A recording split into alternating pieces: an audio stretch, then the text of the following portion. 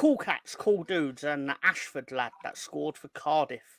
Welcome to We All Love Leeds, the show where we discuss our love of Leeds United. How you doing, Ben? I'm loving it.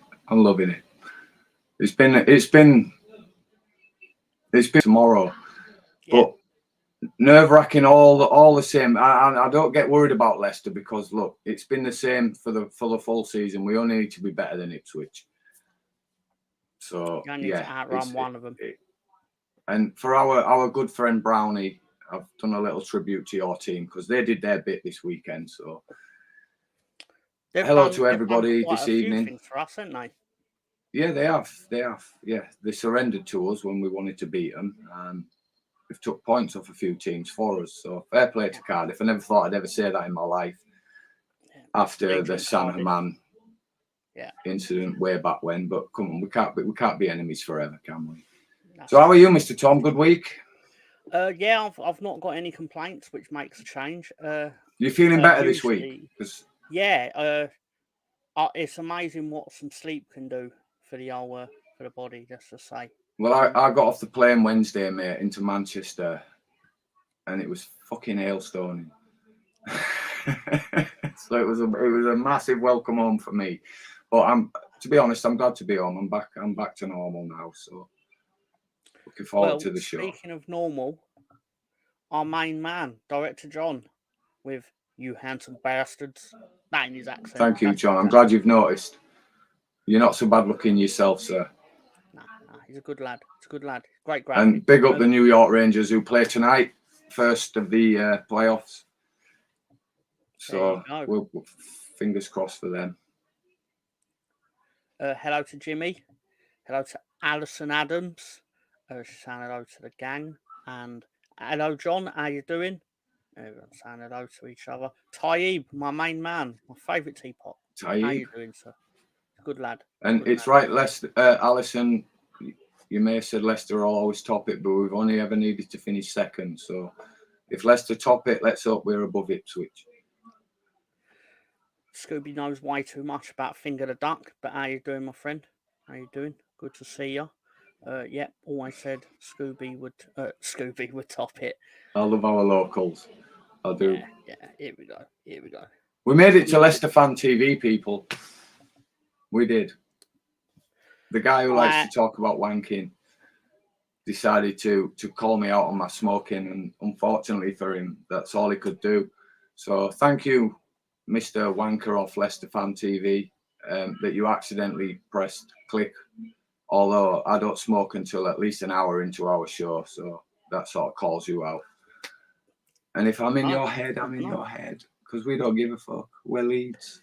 I mean, admittedly, I thought it must be Just Joe, or with respect, much larger YouTubers that happen to be Leeds YouTubers. I thought that. Joe don't smoke. God bless him. Listen, and if anyone's got a problem with me smoking an hour into the show, then I apologise if that offends you. But this isn't.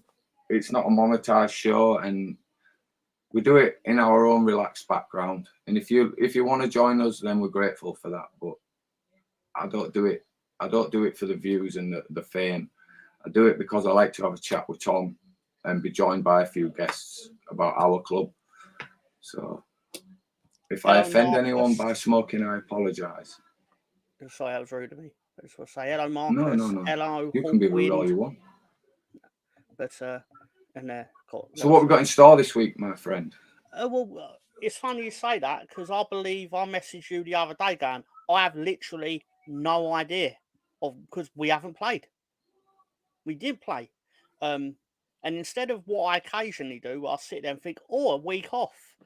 I actually just made the plan of, no, we'll still do the show, but then I just hope Ben think of something.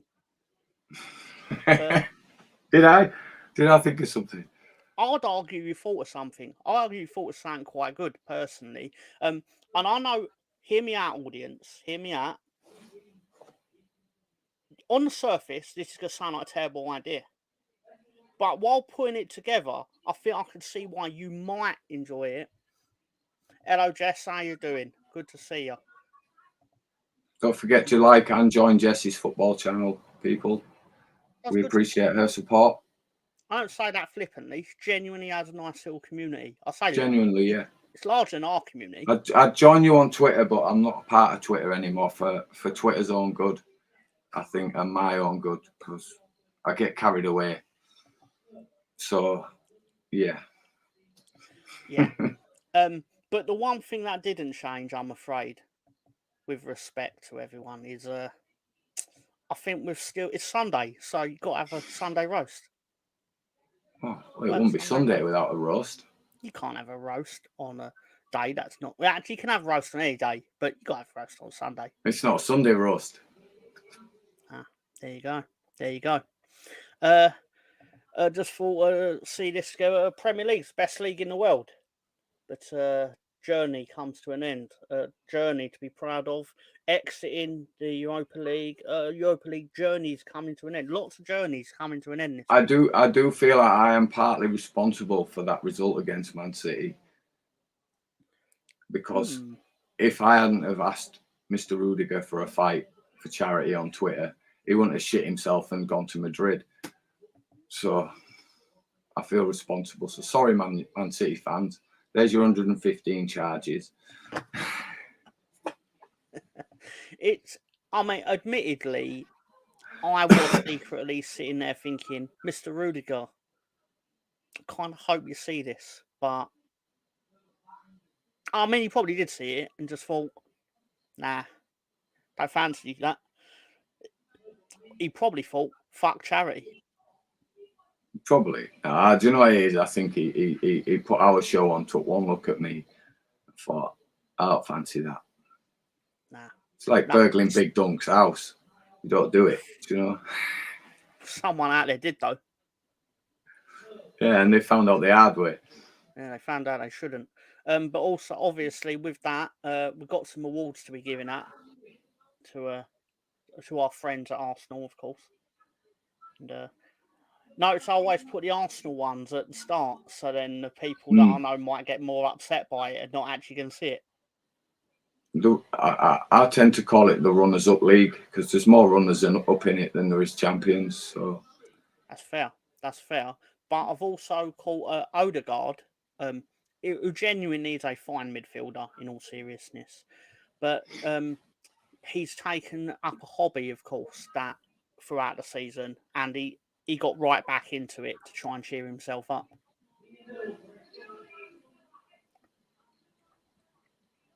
Yeah. Also, there's sales on in Liverpool right now.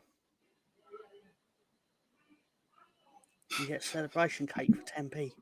10 pence. I think that's way overcharging. For that, there's probably like a little midget inside it that will like steal your hubcaps or something. Wait, what? Anyway, Man City. Imagine if they faced 115 penalties from 115 FC. You've got a Lance Armstrong there, haven't you? You've got to just strip them of everything. The only thing of stripping them of everything is it re-glorifies the other side for the treble. But let's face it, everyone's forgot about City's treble already. Genuinely despise all social media, often my phone and myself for using it. This self for. Agreed to Scooby. I'm my own worst enemy. I don't do Facebook. I did Twitter briefly, and I don't do Instagram, and I don't do Snapchat. So the only reason I've got a Facebook account is so I can message people on Messenger. It's not social media, it's unsocial media. Hello to Danny. And Russ Morgan is in the house. Russ Morgan, good evening. How you doing, Russ? Good Russ. Result for the old Unai Emery. Yeah. I'm not going to lie, Arsenal fans, but I called it like during the game that they are bogey team, and you failed to score first half and failed to cope second half. Did you hear about when Pep Guardiola discovered that he's playing Thursday and Sunday next week? Bad news for the Premier League. Bad news for the Premier League. Guess who likes you? There you go. Anyway, when you realise you've sold Cole Palmer, but then you realise it's to a mid-table side. So I don't get why he sold him. Watching him, it's the thing. I is, get you've Mark, got Foden. I get you've got De Bruyne, but you've got an aging De Bruyne. It's a star man in a dog shit team, though. With respect to the fact that But comparatively Chelsea are a dog shit team. They are a dog shit team, but they don't have dog shit individuals. No, but that's they've the got reason some world class not... individuals. Other than that sack of shit that couldn't score in a brothel up front yesterday, that I've never heard of until this season. And then next thing is Chelsea's main striker. Babe, I have to go. Chelsea are on the attack. I'll stay on. It's only Nicholas Jackson. Was that what you was referring to, sir? Yeah, that's exactly the guy. And when he first turned up on the scene, I thought, who? And now I've seen who. Really? Just because you dye your hair blue and white, mate, don't make you good, and it don't make the fans accept you either. But long may you continue for Chelsea. Erling Haaland, once he saw Cole Palmer go level with him in the race for the Golden Boot. I couldn't help myself. Do you not find it embarrassing, though, right, that by his comparisons, he's had a shit season, but also by his comparisons, he's only played half the games everybody else has played. Yeah. And he's still top scorer. Yeah. And he supports us. Yeah. It'd be nice if he earned so much money there, he'd play for Leeds for like £100 a week. That'd be nice. Don't you wish, in Roy Keane's words, I think they were, don't you wish we had a League Two footballer that could score 50 goals a season? There you go. Wow. I have a feeling that there was some bitterness over Alfie when Roy said that as well. You just can't get over the fact that he's a prick. And you wouldn't have done your Achilles, your cruciate ligament in if you want to try being a prick and taking Weatherall out. So you deserved what you got, you prick. Can't argue with any of that. But there'll be no love Chelsea for that team took their entire family to Wembley yesterday. Wow. Wow. Is that true? Yeah. Apparently that's real. Yeah. This is a live footage of how Chelsea fans wrote their chant. Their main chant, obviously. Have you not noticed, like, that the Aston Villa badge is just the reverse of that? Yeah. It's just the same badge, but with the lion facing the other way. Exactly right. And he is, Marcus. He is. Don't get me wrong, though. He does say some funny stuff, to which I'll sit there and I'm like, God, I wish I weren't supposed to hate you. Do you know the funniest thing he says, right? And it's because he still thinks Man United are still the same club when he played for them. They're not the same team. They're not the same club. But when he goes, these players aren't good enough to play for United. So they're not fucking good enough to play for anyone else, then are they, Roy? Shut the fuck up, gobshite, prick. Thinks Man United have got some goddamn given right to be great. No, you've got to earn that right. And you haven't earned that right since Fergie miraculously won you a title in 2012. Just a couple more with... It's not a monster. It's FA Cup replays. It's not a monster. It's FA Cup replays. Kill it. Kill it anyway. Because that's what they did. Are you bothered by that? No, I'm bothered by the implication of it, just by the fact that it benefits so few teams compared to. Yeah, I get that. I understand why. For them few teams that it benefits. I also understand the other argument, whereas like your Wickhams getting a replay at home to Manchester United or whatever creates a lot of money. But if they can compensate like they say they're going to compensate, then fair enough.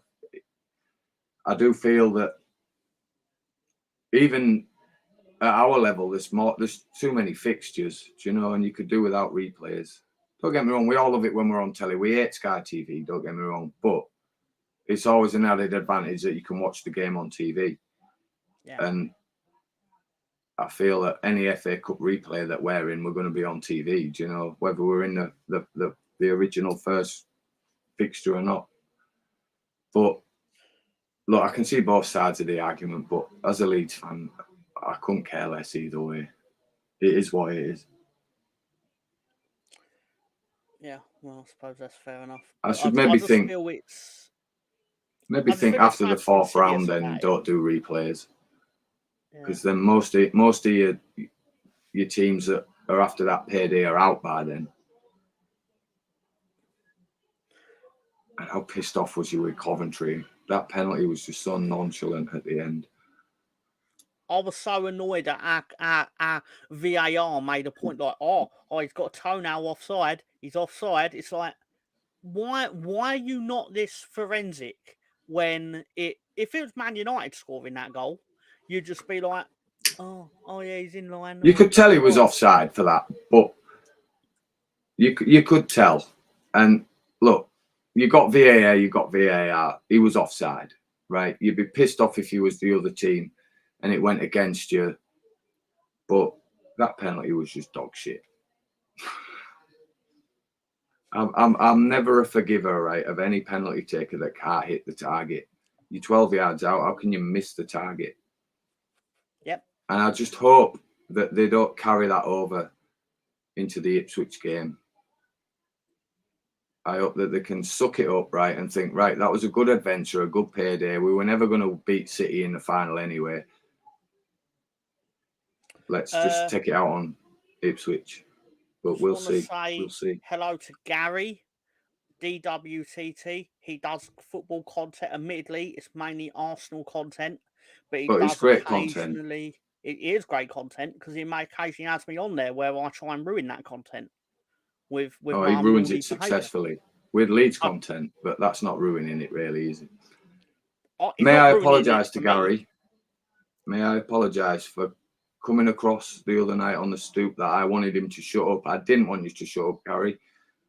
I just wanted you to take a breath. Yeah, I think that was more. I love that man. I do.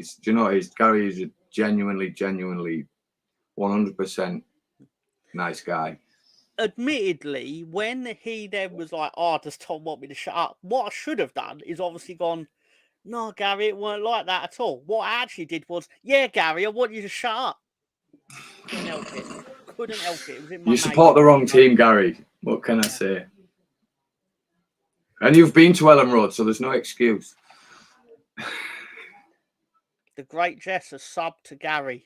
So that's no excuse for you all not to either. So, but yeah, Mr. Fowler. Look, whether you like Arsenal or you don't like Arsenal, pop in and see Gary on a Monday and just give him a like and a thumbs up and just help his channel along, because the guy's a good guy. And whether you like Arsenal or not, his shows are quite interesting and he's got quite the knowledge for an American. Even though he's British, the biggest backhand compliment you can give him. But yeah, we love Gary. So don't waste the tweet or the trip, whichever you want to translate it to. Give it a watch. Right, okay, I promise only a couple more, then we can get on with what Ben had planned, which I think is quite good personally. But anyway, where is Brownie anyway? Little bastard. I did let him know because obviously, I guess I'm stalling a bit because I know he's going to. Look, he'll catch it. He'll catch it. He'll catch it. I love Brownie. He's really nice to me. I say most of the people are really nice to me. That being said, even Gary. Man United have held concrete talks with Dutch defender Jeremy Frimpong. He has a 34 million release clause in there. I'm sure this is a typo in his Bayer Leverkusen contract, to which Marty immediately responded with, "Don't do it. He seems so happy. Leave him alone." That just sums up most of Man United's transfers. Listen, you might see the flashing lights of the Premier League, but it's not really that great over there, mate. I'd rather be in the Championship. Poor bugger of all the games to go to right after he'd been to his chosen. Yeah, Yeah. I enjoyed Friday night. Yeah, it's good stuff. It's good stuff here. And awesome. So, that being said, the final one, and I know Gary's going to enjoy this. What's a 9-letter word which means embarrassment? Tottenham. Well, can only be Tottenham. There you go. There you go. I was coming home from London one weekend, and there was an hour and a half wait for my train at King's Cross. And Tottenham had just won. So King's Cross was full of Spurs fans. And I asked 4 different Spurs fans, why do you support Tottenham? And not one of them could answer why they supported Tottenham. So that says it all for you, doesn't it? Big club in the dreams. Gary, noted football expert Gary, with Coventry should have got PK on the fridge. I don't even know why I said that sarcastically. He is knowledgeable of football. But to be fair, very knowledgeable. He is, but I just like... Listen, right? Look, whatever it turned out, right? Whatever it turned out, they were a great last 20 minutes, were they not? 3-0 up to that, and look, fair play to Coventry. They did well. They did really well, and they were a good advertisement for the Championship in that competition. So, commiserations to... Look, they're the best team for me, right, that's turned up at Elland Road. They didn't turn up with a block. They turned up with a plan. Don't get me wrong, it was a part block, but they actually played football, and they were good on their own ground against us as well. So fair play to Coventry. They did good. Hey, we sat here a couple of weeks ago, and I think we were more than fair to Coventry. At the end of the day, if you turn up against Leeds and try and beat us, and you beat us, I'm going to sit here and go, well done, you beat us. Yes. I'm not going to praise Sunderland. Sorry. No, on, Ben. And it was the same against Hull. I praised Hull. We were lucky in that game. We were lucky in the Watford game. If you're a better side than us, right, I'm not going to blow smoke up Leeds' ass and look at things through Leeds tinted glasses. Look, when it comes to players in teams like England and whatnot, then yeah, I'm going to back my players. But if we play shit and you play better, whether we win, lose or draw, I will be honest. And yep. Coventry held their own more than once. As I thought Plymouth Argyle did in 3 games at Elland Road. I'm surprised they're where they are in the table, because they certainly... But in saying that, the thing we're not taking into account, and some may say this is a delusional thought on my part, and more than entitled to think that, but you'll be wrong, is that teams always play up for us. So we obviously... The amount of weeks we sit here, Ben, and just go, oh, they don't deserve to be where they are. And Sheffield Wednesday played really well against us. They show us too much respect, whereas when it comes to Ipswich, they don't really have that respect. They don't see that threat. So they're a lot less compact at the back. They're a little more adventurous. And where a lot of teams have worked out this season that you've got to be able to outscore Ipswich because they can score goals. A lot of teams have scored goals against them, but obviously not enough. Whereas they come to Elland Road where Blackburn hit it on the head. Blackburn hit that plan perfectly. The low block, swallowed it up. Obviously, we fell into that trap of, right, let's chase this game. Took all our defensive players off, put all our attacking players off. But when you've got the most prolific man in the league waiting for that one chance, you're always going to be a threat at what you do. So Blackburn got that spot on with us. Whereas I feel Sheffield Wednesday didn't. Look, they got a point. It's a massive point for them. I understand that. Well, we give a team one chance, right? They get one, basically customary in every half of football. Again, people fully entitled to tell me I'm talking shit.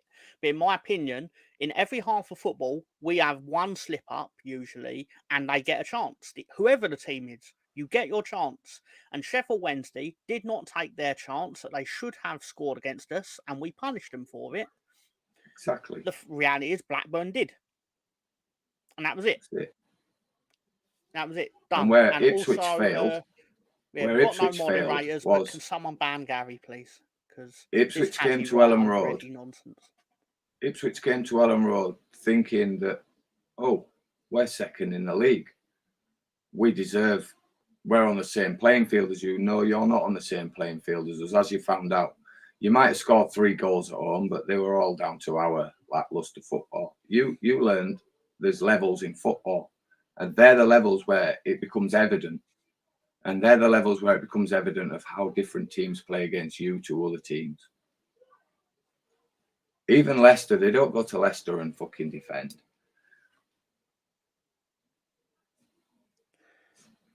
And I feel that our success at home was our own downfall in that game. We made it too easy for them to settle into the block. But anyway, that was last week, and this is this week. So Ben, do we get to it? You made a request last week. Not what did I say last week? Like I talk like there's an actual plan on this show. So Ben, you have basically you sent me a text yesterday. So this is how we fly by the seat of our pants on We All Love Leeds. You sent me a text. Yeah. I came off of the road trip, which is Gary's show, on Saturdays at 3:00 in the UK, and so for a cheap plug, but and then I read my messages on my electronic device, and yeah, my filibustering too much. But more importantly, so Ben, what did you request, sir? Well, it came from my behalf on the fact that I got to yesterday about the same time as Tom was coming off his show, and I thought, shit, we've got a show tomorrow and no fucking content. But luckily, we have an avid follower who's a Cardiff City fan. And for his loyal support of watching a Leeds United show, and it must be painful some weeks, I thought Cardiff did their bit for us yesterday, so we'll cover their game. So we've decided to do a little bit of research into yesterday's game, a few stats and facts, and we're going to cover their game and maybe briefly comment on how many fucking chances West Brom missed before we get onto a little bit of a preview of our game. So if you can bear with us and just give the respect to Cardiff, because they did their bit for us yesterday. So we're going to pay homage to that. If anyone out there knows the answer to Conche's question, it would be greatly appreciated. Does anyone know where there is a pub in Key West, Florida that will show the Leeds United game at Middlesbrough? Gary's probably your best man for that. Actually, yeah, because Gary, I believe he has spent time in Florida. So, yes. Gary, do you happen to know if there's any bars that do show football?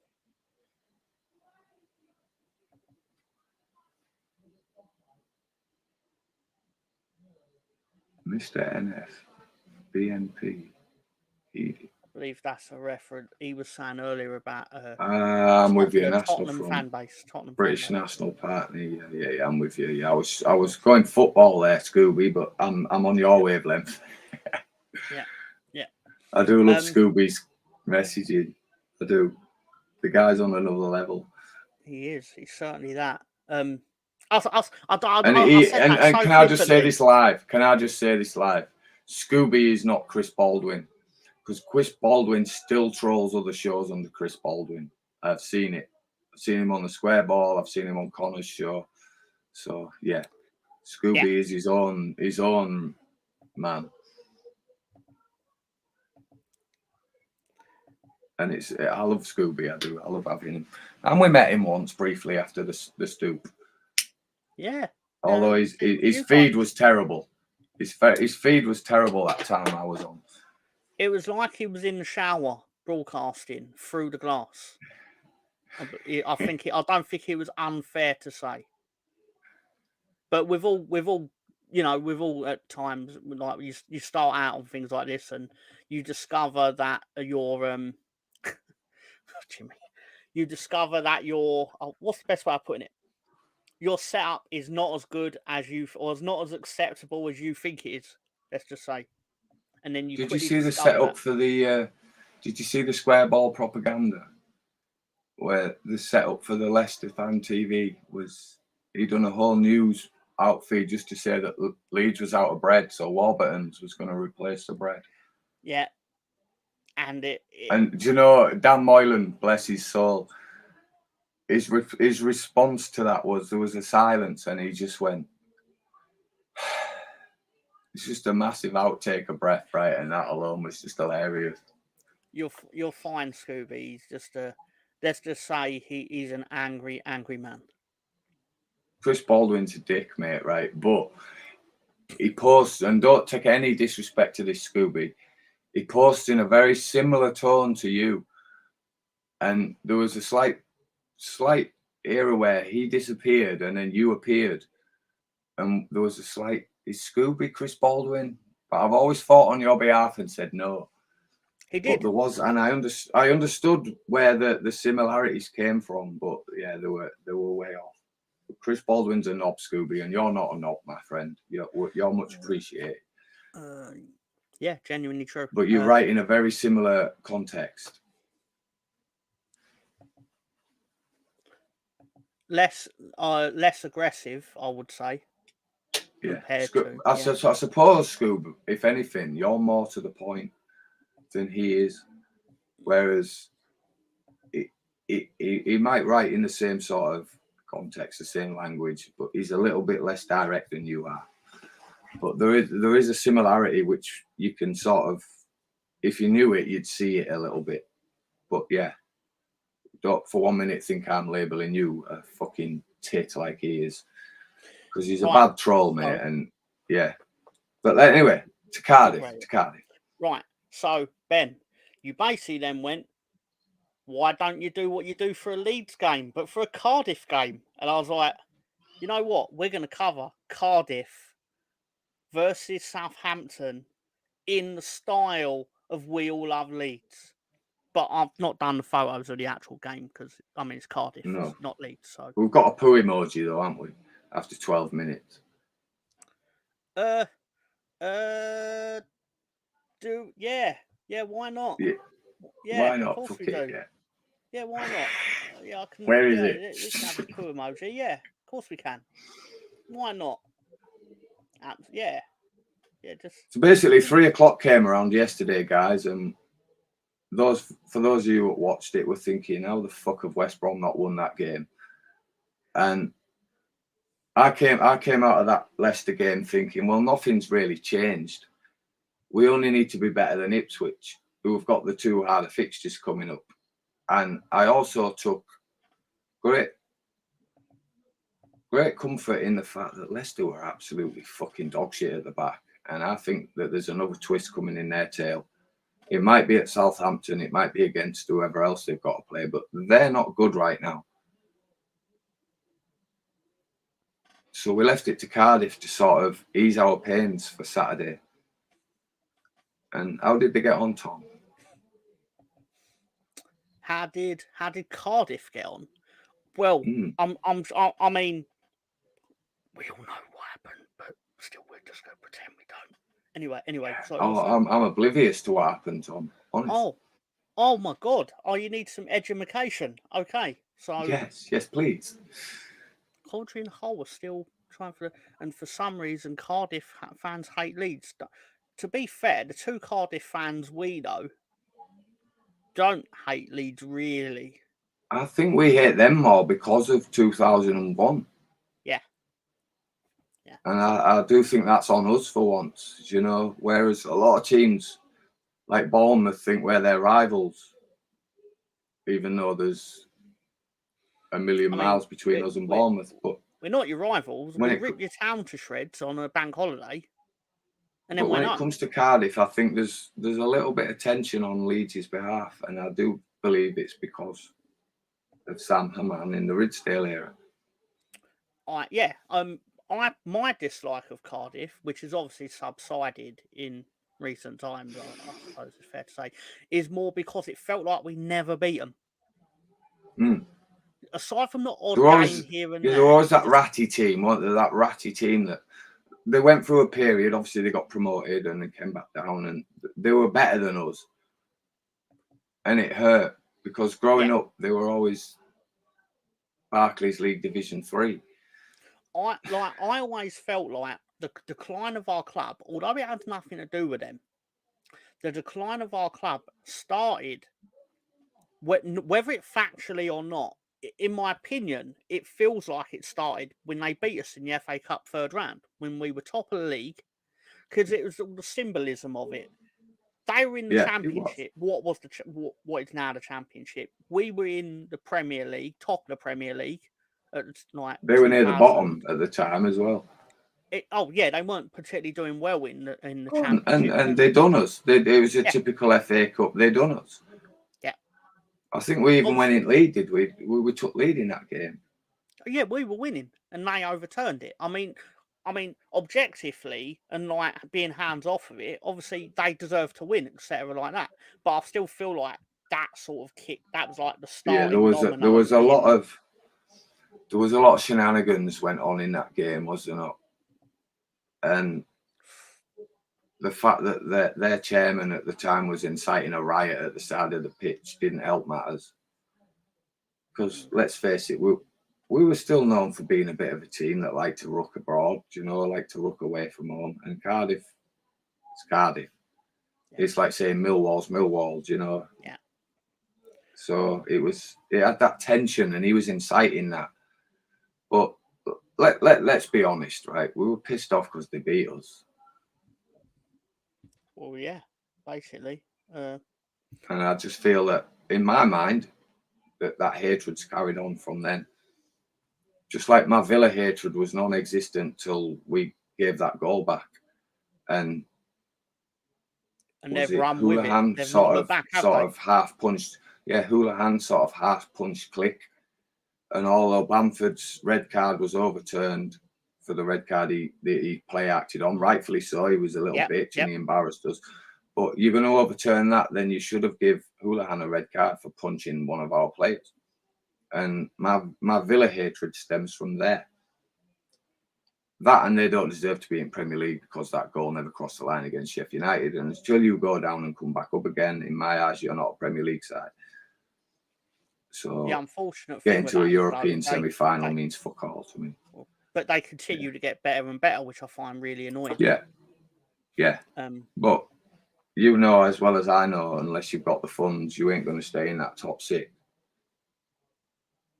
Nah, it's just their turn at the moment. Jimmy, the only reason I disagree with that, and it's not an unfair comment on your part, but my only feeling is because basically during that court case, Bowyer played the football of his absolute life. And we went through Europe like butter. Yeah. Straight after a court case, straight onto a Wednesday night European game, both of them, and then we're beating European teams. Well, I get what you're saying, but I don't think that was the downfall to it. So again, the downfall to it was the scenes. It was massively damaging, but the downfall to it was we fell short the year after and didn't qualify for the Champions League, which we massively gambled on. Mm-hmm. The irony is, if it had been a year later, we would have, because it became 4 places. Exactly. But still. But look, it is what it is. We are where we are. We've come on from that. It's a different era. So Cardiff. Yeah. So basically, the scene of the crime from we all wanted Cardiff to win this, and personally, I felt like the draw would. I wanted a draw purely because I wanted Southampton to have a reason to want to win at Leicester on Tuesday. I wanted either a draw or the result that it turned out, because the reason I wanted a draw is because then I could afford a draw in the other game. But the fact that we got a win from Cardiff means that we can afford for Southampton to beat Leicester. It's still on our terms of goal difference. All we have to do is win our 3. That doesn't change. That's true. I get certain shows saying we need 7 points. We need 9 points. End of story. 9 points. Nothing else will do. Then at least if we do fall short, we did our bit. Let's go again, playoffs. And I hope you don't think that Hull are winning the playoffs, Jimmy, with us in it. I want us to win our remaining games, because everyone knows momentum. Even if we fall into the playoffs, momentum is literally everything. Yeah. You don't I felt not win Southampton your had that last 4 momentum games. until yesterday. Yeah. Southampton had the momentum of the four of us. So Yeah, but you don't win your now last 4. You don't not get any points in your last 4 games, then go into the playoffs against teams that have won their last 4 games to get in it. That's a recipe for disaster.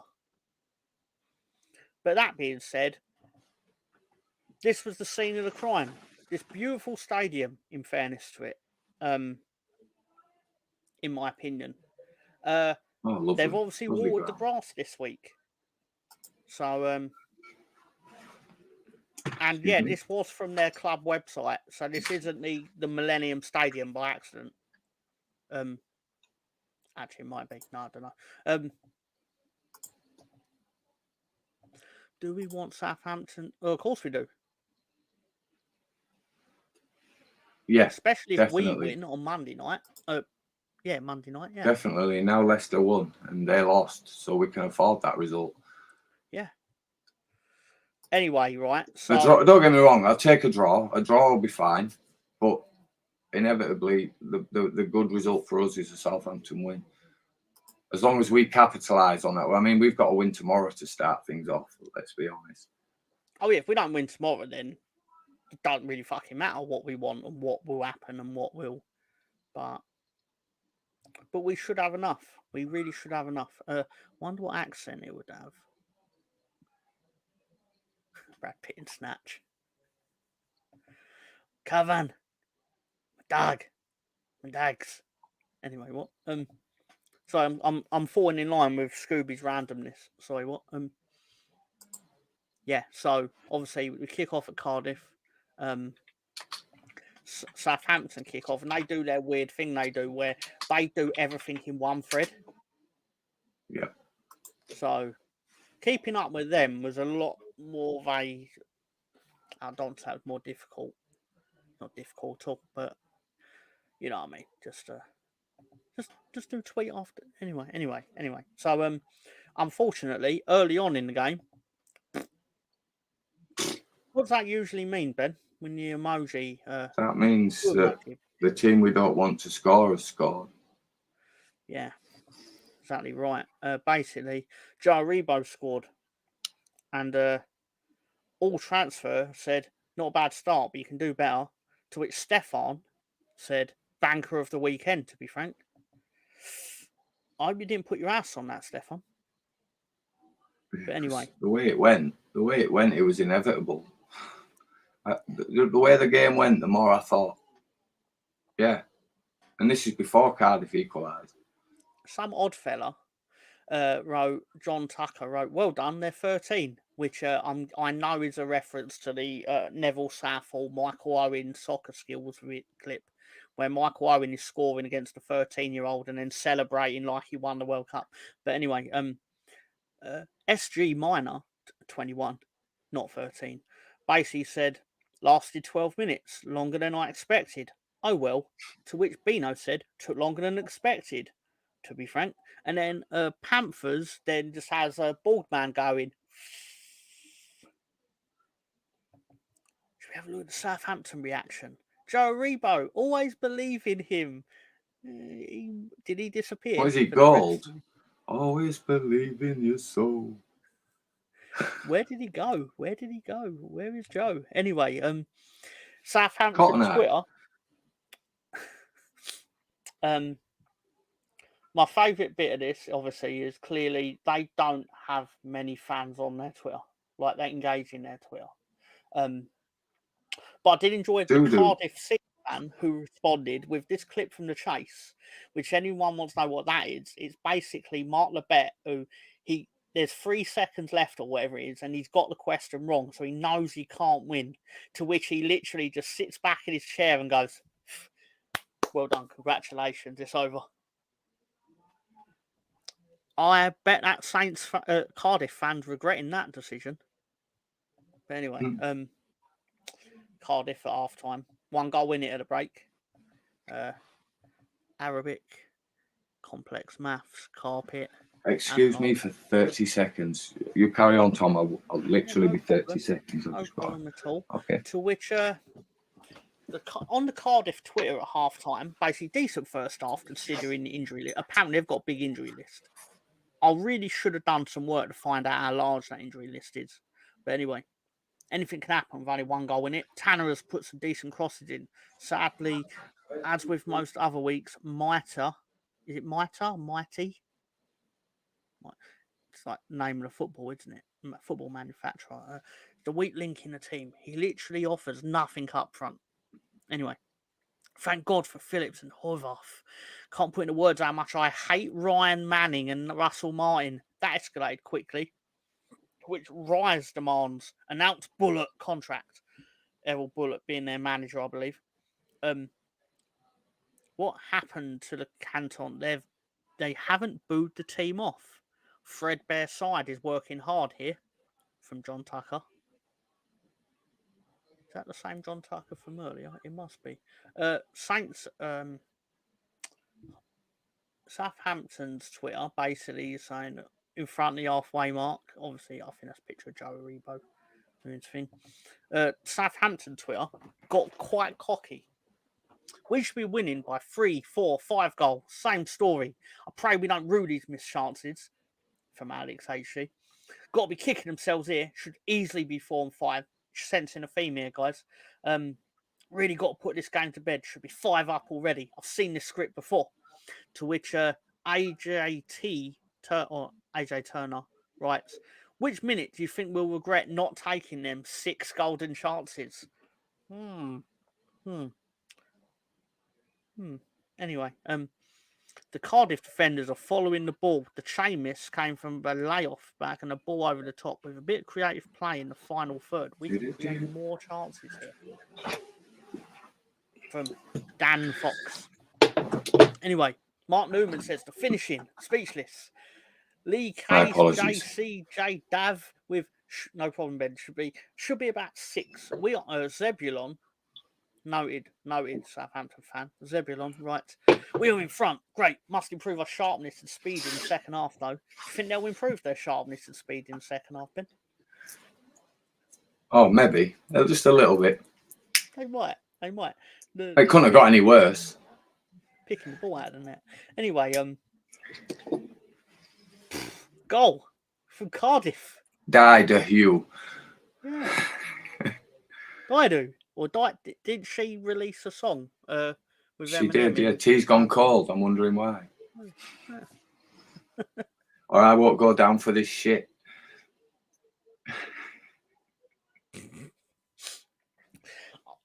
Could you ever imagine if like the first tweet was written by someone called Stan? Anyway, so Stan writes, played by Kinsey, YY, whatever. Yes, Huey says, damn, tell Bullet I said sorry for my comment on the other post. I did look at this.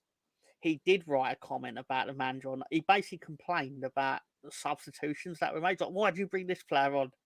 To which Cardiff actually replied to him, to be fair, and went, yeah, we did that. And he went, well, you probably shouldn't have. And he's like, yeah, sorry about that.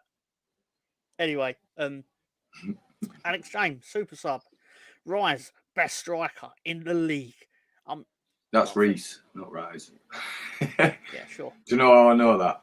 I've got one right in the kitchen. I know it from the comedian, Reese James. Yeah. I don't know why I did that. But best striker in the league? Probably not true. Kian, I've always loved him. Yeah. And GXL Famara with GOAT. I feel that if we win 1-0 through Bamford on Monday, we're going to get a few of them. I've always loved him tweets. I hope that's the case, just to see what just for the record, I'm not a Bamford hater because I look at the bigger picture and I get he's missed many crucial sitters, but over his time that he's played for us, he's hit the level of goals you expect from a striker. So look, as long as he's our player, I'll get behind Patrick. It's one of them. Look, he's not everybody's cup of tea, and I'll be the first to moan when he misses a fucking sitter, but I'll moan for 10 minutes, and then you've got to look at the bigger picture. I won't be threatening to kill his dog. That's a fact. Yeah, that's a bit far. So Southampton obviously acknowledged the crime of conceding, to which Daniel Hill writes, must-win game. We can't keep relying on 95th minute winners. We need to be getting the game down with the amount of chances we create. It's you didn't get the news flash to you, mate. You didn't get the 95th minute winner. You predicted an alternate future where you did win the game. But anyway, it's so in the Marvel universe. It's so painful. To which Charlie Parsons writes, "Are you serious?" with 4 question marks.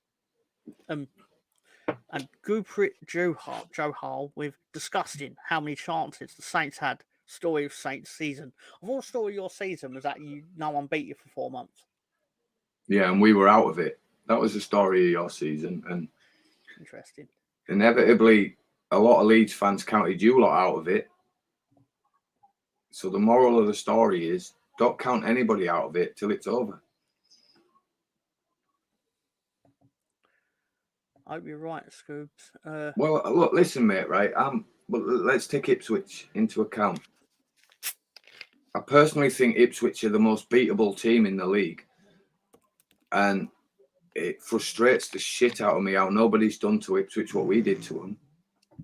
But on the other hand, I can't take away, right, that you don't spawn your way through that many games in a season and end up where you are. There's a reason they're there, right? They've took it on the mantle. They've took it to every team that they've played with no fear. You've got to respect that this is a team, right, that's just come up from the league below. So it's a little bit of a story of what we did when we went to the Premier League. Don't get me wrong, we had a few flat moments in that season and there was no fans. But inevitably, it's the same for both teams. And we took that league by storm. And you've got to give, as much as everybody wants them to fail, that supports Leeds or even Leicester, and as much full of scum players they are and a scum manager, they're there on merit. So if they are one of the top 2, fair play to them. I don't wish them any like ill fate, ill feeling. I just hope we finish above them. And if we do finish above them and they end up in the playoffs, then fair play. I'll be rooting for you because you've earned that place on merit. So I won't be bitter at them just for the sake of being bitter. But on the other hand, I do feel that they've been a little bit fortunate. But look, you make your own luck. We were the only team that did respect them. I feel like we're the only team that played them with the respect of, if we don't try to beat you, you will beat us. Yeah. Whereas I don't think other teams have actually done that. Don't get me wrong, we got a little bit complacent in the home game. Obviously, it was a lot early on in the season, but Ipswich had hit a roll. They were on form, they were above us. And we went there with a plan, and don't get me wrong, large parts of that game we played them off the park, but it was our own, I don't know, just complacentness that let them back into it. We conceded a goal in the first half injury time, and then pretty much in the second half injury time. I may have minutes wrong there, but it felt like basically. But it was late. It was both late, yeah, which made the score a little bit more respectable in the end. But they still had a go at us. They still came at us, right, like we was any other team they've played in this league. And they did the same at Ellen Road, but they just got spanked, right? It just the wrong game plan to come to Ellen Road with. You know, they came at us, and don't get me wrong, they tried. But obviously, you're going to go all out and do that against a team that's full of better players than you. They're going to find the space. They're going to put the ball in the net. And luckily, we was playing well at that point. Don't get me wrong, but I'm not going to take away anything that Ipswich have done, and they've had a great season thus far. And if they pip us to it, fair play. I'll hold my hat off to them. least they didn't fucking cheat like Leicester did. And that's even more of a respect to them. You know, they've done that amongst 3 teams coming down with fresh parachute payments. And arguably, each team kept hold of a good amount of Premier League quality players. I would be interested to know, though, if they could afford to fund Premier League loan players for another season to the extent that they have. I feel that they'll be in a similar situation to Forest, where they're going to have to buy a lot and then hope that they survive. They will foul financial fair play, yeah, won't they? Or they're going to have to go spend it and come down, and then just don't take that punishment. Inevitably, what Villa are waiting if they come down. Villa are waiting for an EFL punishment. But look, they're going to have to buy players, because even if they loan players, you can only loan so much from English teams in that league. Mm-hmm. You're not going to get all the same players. You might get a few of them signed permanent, you know, i.e. that little scum left back or whatever that they don't need really.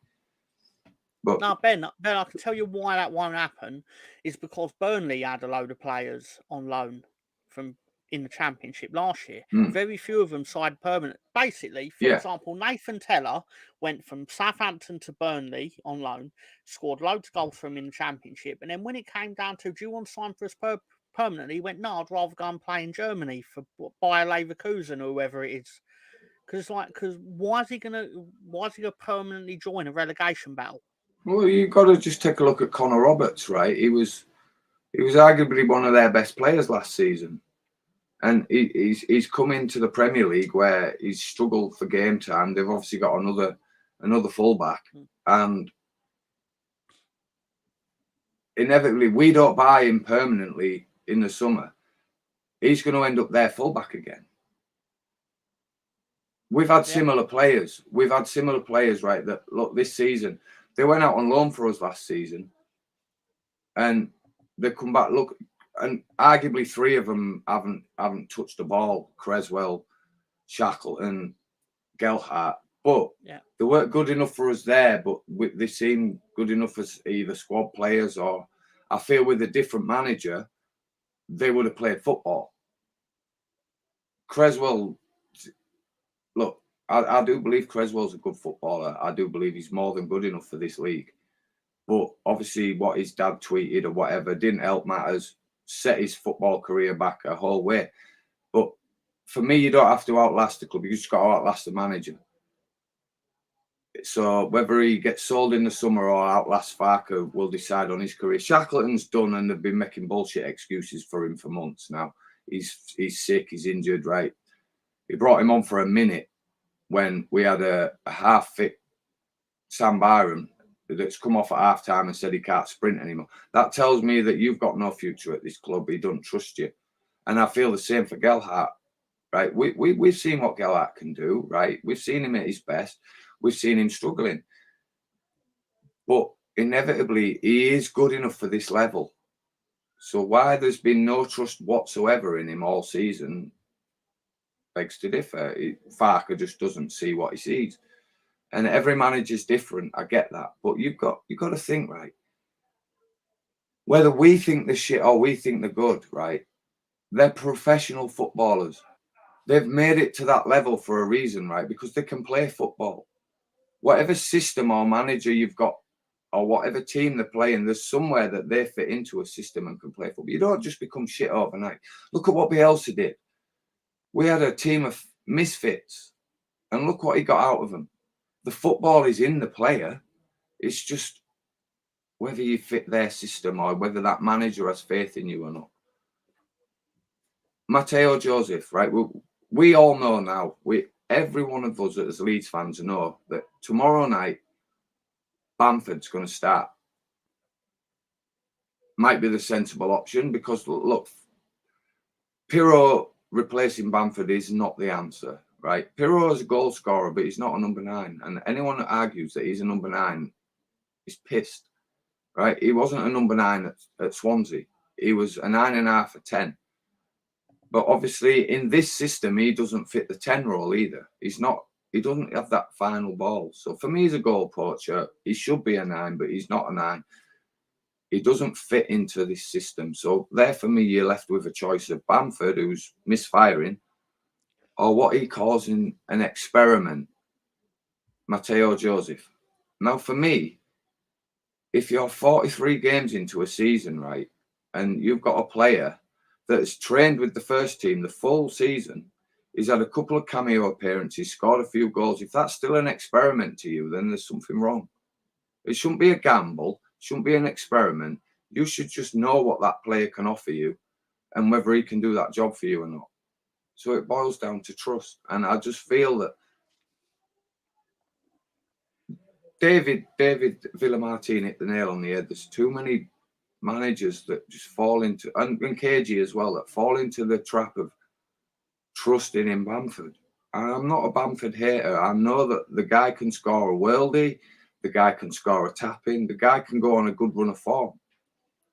But when his head's down in the turf, as we've found out for the last few games. So why not have a little bit of faith in a bit of exuberance, a bit of youth, a bit of vibrance, and go with Joseph? You only have to go 60 minutes. You're not like it. You can change it. You've still got 30 minutes to trust your other two.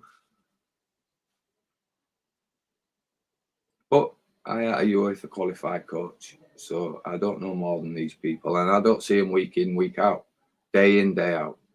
But what I do see is when the same thing's happening on the pitch and it ain't working, and doing the same thing and expecting a different result's madness. When it ain't broke, don't fix it. But when it's breaking, it's time to amend, do you know?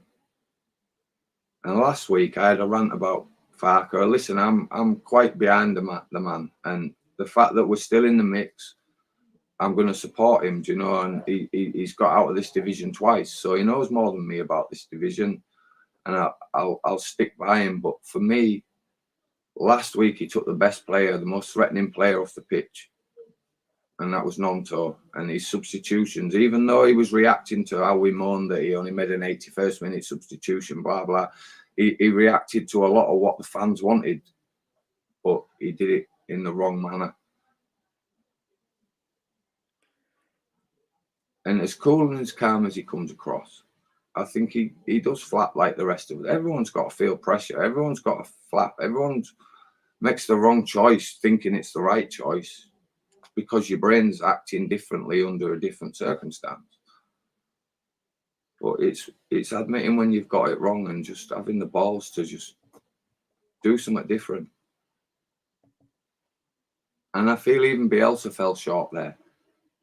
And I am nowhere near as qualified as that great man that brought us so much joy and entertainment and did more for us off the pitch than he ever did on it as a club.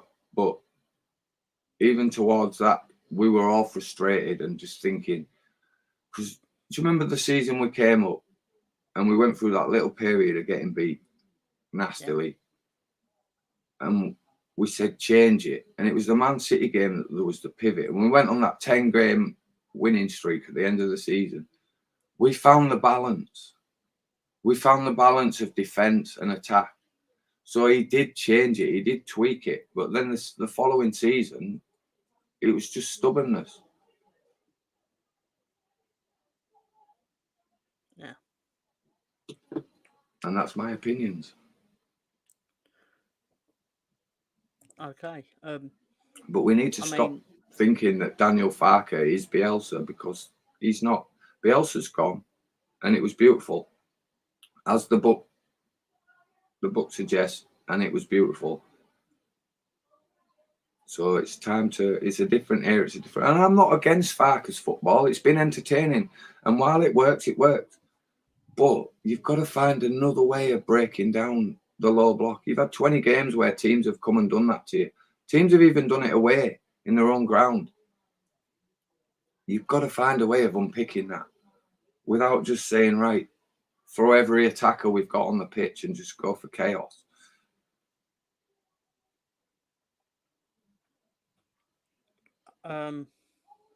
last week's subs, mate, right? Did you have a clue who was playing where when they were coming on?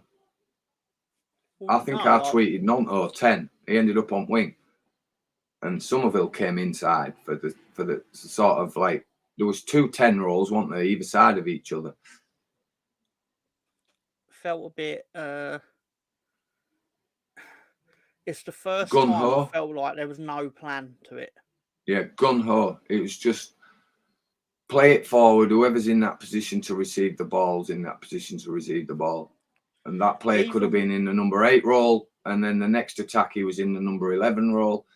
It was just unorganised chaos. Even when we've been in situations where we've ended up with like 4 strikers on the pitch, it still feels like there's a method to it. Like I could believe they have sat on a training ground on a Thursday afternoon and he's gone, right, if we're in a situation where all 4 of you are on the pitch, I want you there, I want you there, I want you deeper to collect the ball. Usually Piru for some reason. But again, he knows that reason or whatever. It's not for me to know that reason, it's him, and he does. That was the first time where it was like, you don't actually know how you're going to try and win this, do you? Exactly. And my argument, right, where I differ from Farker and what I would do is, you're going to throw attacking players on and go all at it. You sacrifice a fullback or your number 8 midfielder. You don't sacrifice your number 4 or either of your centre halves. You keep that core 3 there. You've got your 2 centre halves, right, to sweep up anything there, right, and then you've got your ball winner in front, who was the second best player on the pitch last week in Gruev.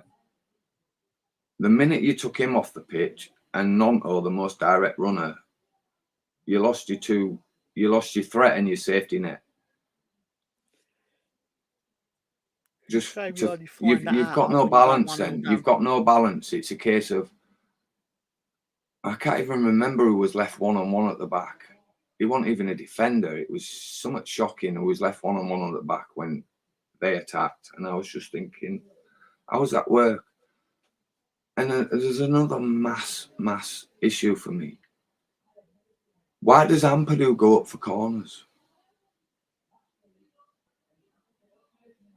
Let's be honest. He's no threat in the air. He's no threat in the air, right? And he's no threat with a shot. So you're just basically throwing a centre half up there, right? Just for the old tradition, you throw your centre halves up there to win an header. You throw your centre halves up there, right? If they're Keown and Adams, and they're a threat. Rodon's half a threat because he's good in the air, but let's face it, he's not resulted. Yeah. Gruev's your man for corners, Scooby. Gruev. I don't want to say get into the same shit I get into every week where I just sit here and go, if you cannot put a corner past the first post or the first man, you should be shot. I just think it's a basic requirement that you put the ball in the mix and actually put the ball in the mix. That started happening for me in about 1993. Yeah. I was lucky enough, right, that my first full season as a Leeds fan, I was 10-year-old and it was 1989-1990. We won the league. And then my third season as a Leeds fan, we won Division 1, which is the Premier League now. So life started out great for me. But the season after we won Division 1, we finished 17th. And from that season, ever since I can remember, we've been shit at corners. And 80% of the corners can't beat the first man. I've never understood it. Don't get me wrong, I understand. But I do like what Bielsa says, right? Corners are for shit teams. It's true. No, it's true. To be fair, I think didn't Normanton say it? One of them on Square said it. Yeah, I think he was quoting Bielsa. Yeah. Or paraphrasing him, yeah. Yeah, it's like a weapon for teams that basically can't play with the ball at their feet. Yeah, it's basically your long throwing team. Yeah. You know, which we became last season with fucking Tyler Adams and his foul throws. Oh, Oh, what's his name? Oh, was it McKennie. Weston McKennie? Was it? Yeah, it was McKennie. I knew it was one of them. They're both as shit as each That other. annoyed me as well. What we had him in January, so we had let's be fair, we had him from February onwards because I think we got him on deadline day, didn't we? Maybe, I don't know. Anyway, we practically say we had him. Why did it take you 2 months to realise the man can throw the ball like a corner? Because we had Jesse Marsh for one of them months.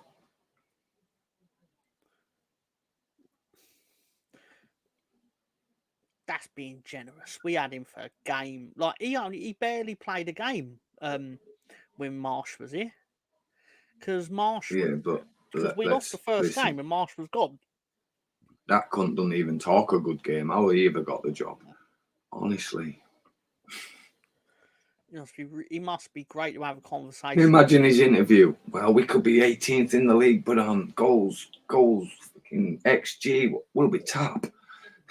Yeah, he can have job guy. Yeah. You're still 18th though, mate. Yeah, just look at the proper facts, not the bullshit. Yeah. Oh man, on presses per defensive action, passes per defensive action, we're ranking in the top 5. It's like, yeah, but on how many points per game do we actually have? On that table, what does it say we have? Not enough. Like, the fuck out of here. Anyway, just to go on, Jimmy's the one above that. Long throws, Vin Easter. That brings us on to our next topic, does it? Well, we technically didn't finish Cardiff, to be fair. Oh, did we not? Sorry, Brownie. We did not. Right. Have they scored yet? Yeah, they've scored the equaliser, but they haven't scored the winner, right? Come on then. This lad, who's probably, I don't even know if he's old enough to have hair on his balls, but anyway, Starboy, is it Kian? Well, I hope the team paid for him to lose his virginity that night because he deserved it. Should have. The goal was lovely, to be fair to him. It was a nice goal. It was. I mean, similar to Ipswich, if you don't play the lottery, you don't get the £10. Exactly. And listen, it was coming. Yeah. Don't get me wrong. For 60 minutes of that game, right, Cardiff should have been out of sight. But as West Brom found out, if you don't put the ball in the net, you ain't getting out of it. And it was missed chance after missed chance for Southampton. And 2 substitutions for me changed that game. I did watch it. And as soon as and excuse my ignorance, I don't know who they took off and who they brought on, but I'm not paid to know that shit. But them 2 substitutions changed the dynamic of Cardiff. They got a goal and then they sniffed blood. And there was only ever going to be one winner from that minute. Cardiff. But I got the sense about 50 minutes in. Okay. Because they'd missed an awful lot of chances, Southampton, first half. And they came out second half. They missed a couple more. And I just thought, this ain't their day. And then lo and behold, bang, bang. Was it? It was beautiful. It was classic Championship, right? You have it was, 8 chances. You score 1. Yeah. You're going to get beat. Of course. And it's like Coventry City found out on day 1 when they played Leicester. They were all over them. Didn't put the chances away, got sucker punched. West Brom found it out yesterday. They should have... Look, I know you score the first chance, right? The other 6 don't happen. It happens a different way. But as football fans like to look at it, they should have been fucking 6-0 up before fucking Leicester scored. How they didn't score, it was comical. It was comical, the goal mouth scrambles and the deflections and the bullshit. But Leicester came out, they scored 2 and squeaky bum time at the end. But what I took from that game is Leicester ain't as confident as they think they are.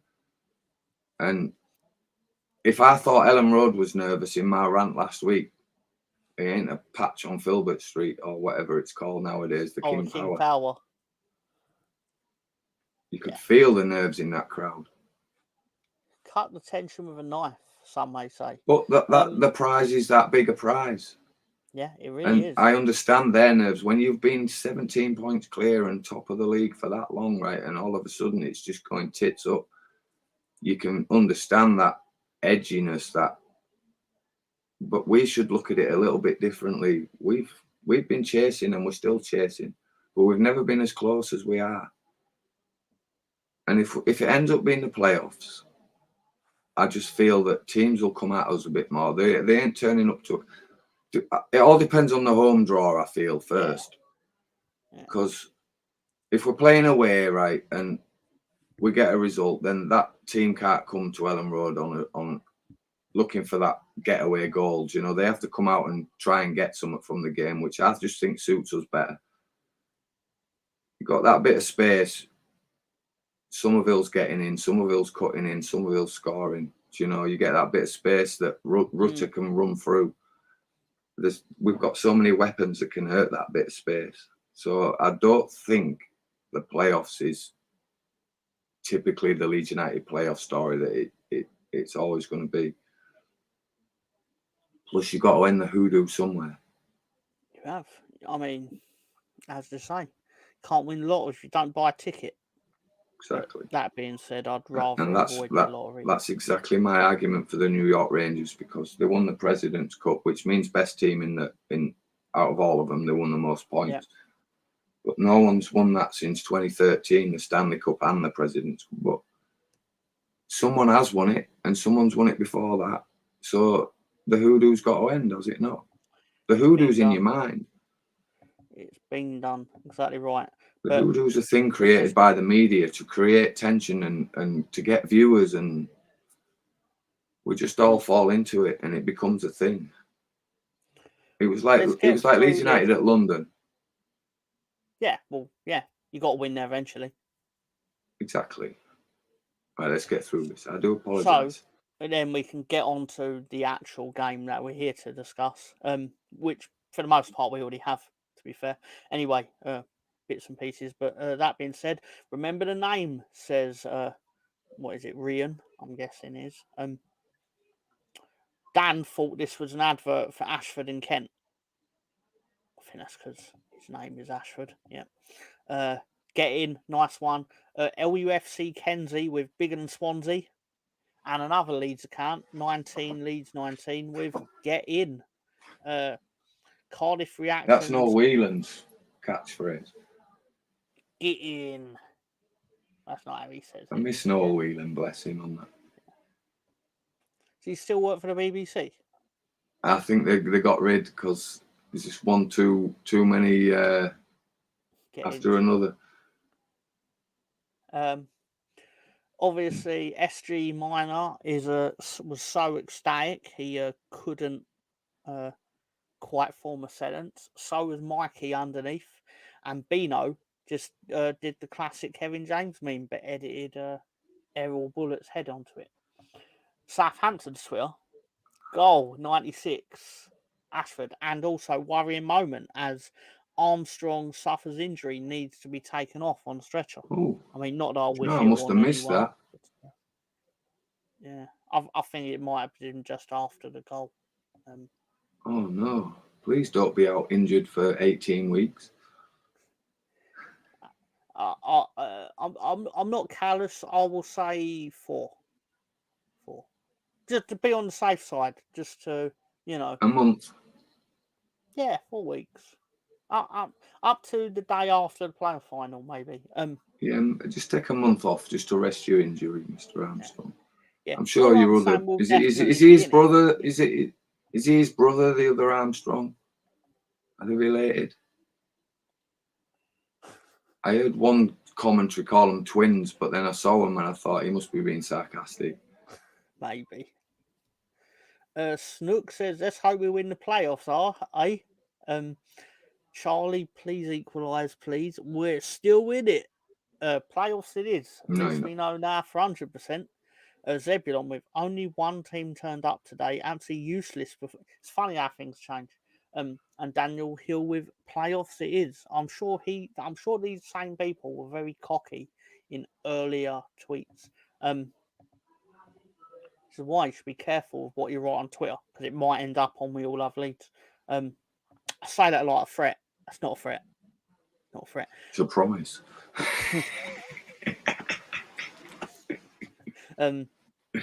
Errol's Bluebirds battle for every ball to defeat the high-flying Saints.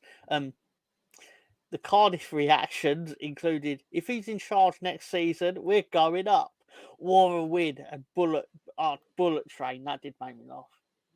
Good movie. It was an all right movie. Anyway, brilliant Bluebirds. What do you think of that, Russell Martin? I didn't rate that movie. I just thought it was a copy of other movies. Oh yeah, but I enjoyed it while watching it. Plus, I I like didn't. the two lads I like doing the Brad Cockney Pitt. accent. Yeah, I do like Brad Pitt. I think he's funny, but the build-up it got, I was a little bit let down by it. I tell you what was a great film and I loved, because Sam Rockwell's The Boy, is Argyle. I liked Argyle until the twist, because then it just felt like, oh, we're doing a twist, then we're doing another twist, and then we're doing another twist, and I was like, oh, for fuck's I get the sake. twist was cheesy and a bit, yeah, I understand what you mean there, but Sam Rockwell, mate, ever since Green Mile, where he's just like, you're going fry. Fucking brilliant. Seven Psychopaths. If you ever get to watch that, people, watch Seven Psychopaths.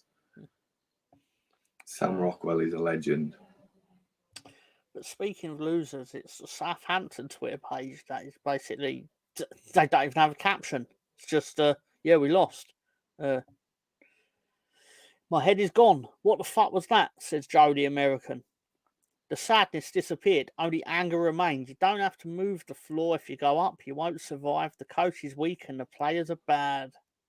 Like, I thought it was like a rap or something. Now I just realised he's just really angry and calling the coach bad. Can I say Southampton, right, are a lot higher in the league than I actually anticipated before any ball was kicked this season. For that reason, where I thought they had the worst manager. But the thing is, they've still got the Premier League players that were almost going to carry them. Their manager was just not the guy, and I feel that will be proved.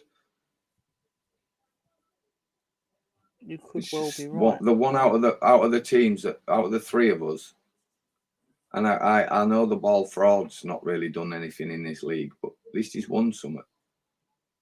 I just felt that they were just taking a gamble with their manager and on no merit or any proven ground to be at that level. Well, I imagine if we hadn't have took on Fark, they would have took on Fark. So would Leicester, I imagine. Yeah. Ross, I'm guessing, is a Leeds fan with whoopsie. Dan J from Cardiff Twitter basically made his way over to Southampton Twitter and said, thanks for the 3 points. And then dropping points because we failed to kill off a team we dominated despite multiple opportunities to do so. Well, thank God we don't do that often, as otherwise we'd have missed out on that automatic promotion spot. I don't think he's very happy. These were the Foot Mob rating. Everything I'm about to show is obviously courtesy of Mr. Ben. I believe it's from Foot Mob. And my screen just went off. That's back really all right. These are the Foot Mob ratings. And that was Southampton ones. But obviously the star man of the match was the man who got the winning goal. For the benefit of Mr. Brownie, this is the stats. I reckon whatever happens, Fark only has one more season, go up or not. Next season going to be next season will be horrible if you don't go up. Yeah, but we'll lose inevitably, Scoob, right? If he does take us up, then he's earned that right to have a go at it. Mm-hmm. Yeah. And look, whatever you think he did with Norwich, whether he got screwed or he didn't have the funds, or however you feel he did with his 2 seasons with Norwich, he takes us up. He's earned that right. I want us to stick with a manager, in my opinion. Yeah, I just want us. I hope what he said in the press conference is right. Sorry, what's that? What did you say? Sorry. I hope it's not about being the team that can spend the most money and be successful. He wants to build a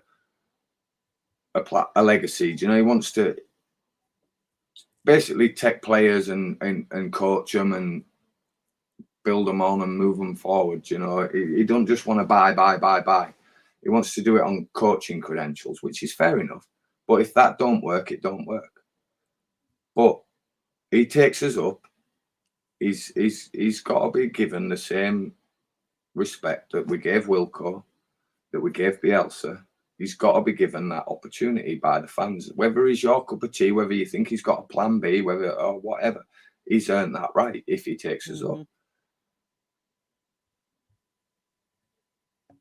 First 2 months of this season, right, there's not a Leeds fan watching now that can tell me otherwise, that you would not snapped anyone's hand off to be in the position we're in right now after them first 2 months. Yeah. So we're in this position. So look, personal feelings aside, personal opinions aside, he's got us in this position. It hasn't been shoddy football. It hasn't. It's the most part of the season's been enjoyable, especially the run we've just been on. So let's just get behind him. And if it's playoffs, it's playoffs. And look, God forbid we don't go up. We're going to have him for another year. So it's a case of, look, let's see what he does after a summer of an ordinary summer where, you know, he knows what the score is. He ain't got players bailing on him at the last minute, right? Let's see what he can do. Yep. I've never been an advocate of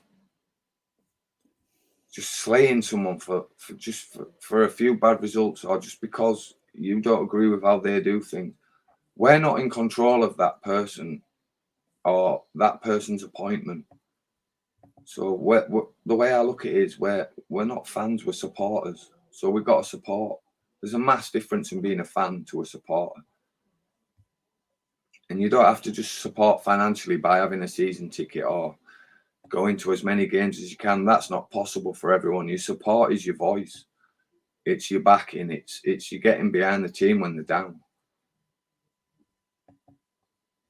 You can have your rants. No one's saying don't, but inevitably, look, you've got to get over it and move on for the next game, like they do professionally. Can't dwell on it for too long. All right. So this was one of my favourite tweets from the whole thing. Was a second tier podcast writing, "Rest in peace, Southampton's title challenge, April 2024 to April 2024. We barely knew you." To which Saint Statistics replied, "Original content for the first time in months, and it's anti-Southampton. Jesus fucking Christ. The audacity of them to be upset with a Twitter account slating them after they That's the account. That's literally the account that basically left us out of that wrote us up. Yeah. We're out of the picture and all this." I'll reply to him as well. Karma's a bitch, ain't it? Yeah. And I can guarantee that firsthand because my ex-girlfriend was Karma and she's a bitch. That was her name. But that being said, let's have a look at the results for yesterday. So obviously West Brom won. Did you happen to see the goal that Blackburn conceded today? Yeah, but does that not piss you the fuck off? Yeah, it does. They beat us and then... I'm glad you said that, It's this league all over though, isn't it? Imagine my shock. Blackburn beat Leeds and lose to Sheffield Wednesday. Coventry beat Leeds and lose to Southampton. West Ham beat Leeds and lose to Swansea. Sorry, did I say West Ham? I meant to say West Brom. Preston beat Leeds, lose to Sheffield Wednesday. Sunderland beat Leeds, then lose to Bristol City. What is it about? Because everyone plays up for us. It was the same in the Bielsa year. The teams that beat us lost the game after because they put in that bigger shift against us that they're physically fucked. Yeah, exactly. And then they can't. What's the word? It was a bit like Man City's performance first half yesterday, where you could tell they've just done 120 minutes and travelled God knows how many miles in such a short space. You could tell first half that they were blowing out their asses. Chelsea were all over them.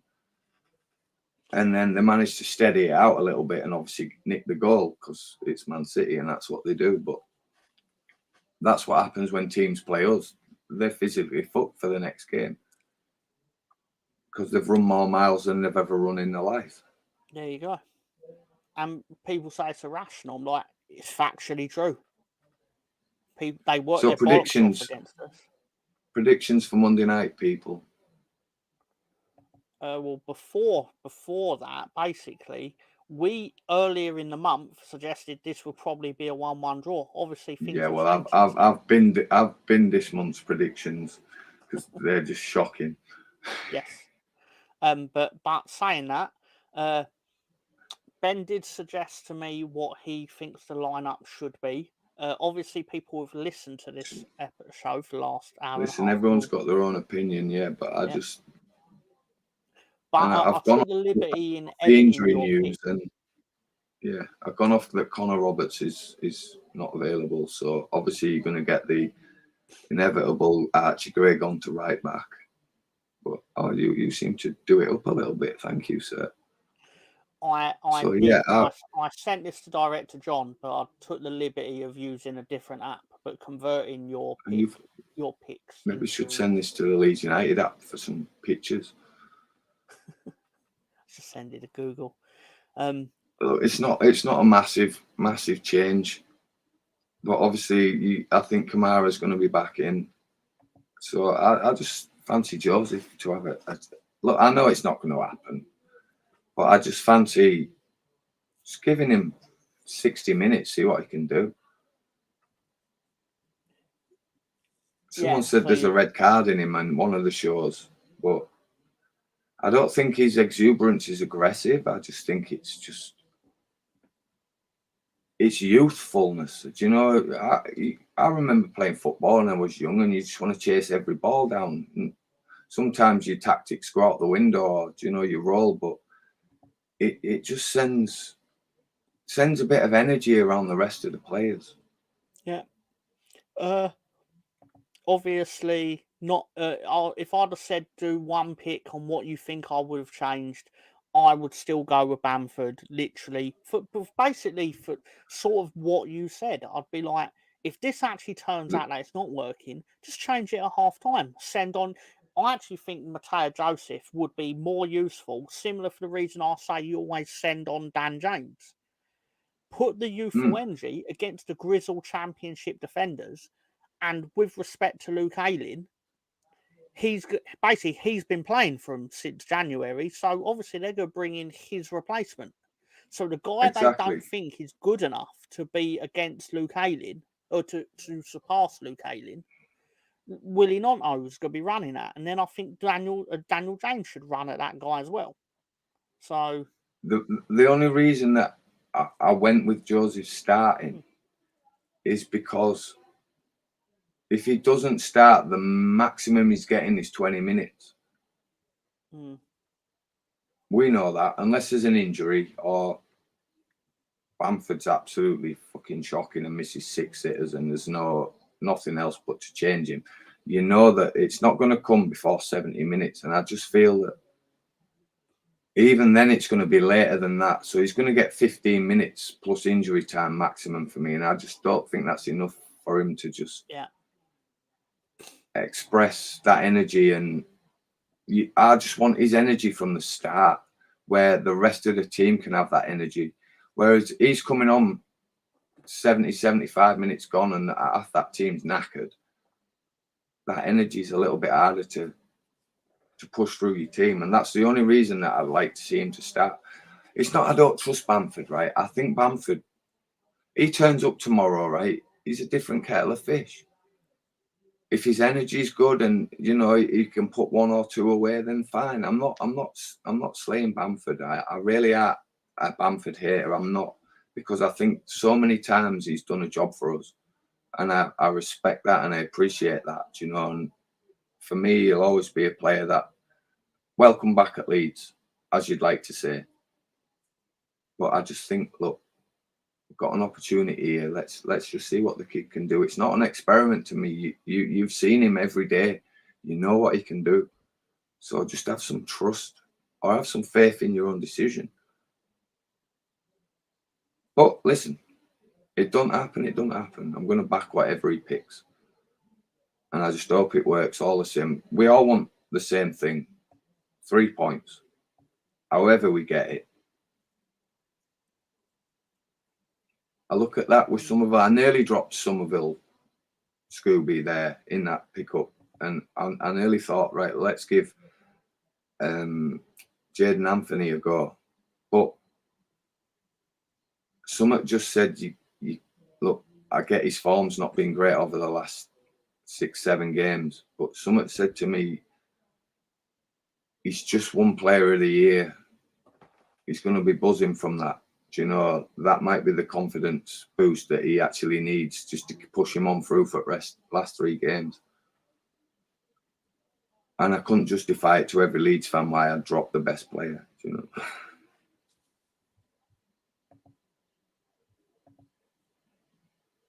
So that was my opinions. But yeah, listen, each and everybody can pick their own side, and they've all got reason for doing it, you know. But that's just the one change I'd make. It's just a subtle change. And I get it sends a message to the other two, but it could send the right message to the other two.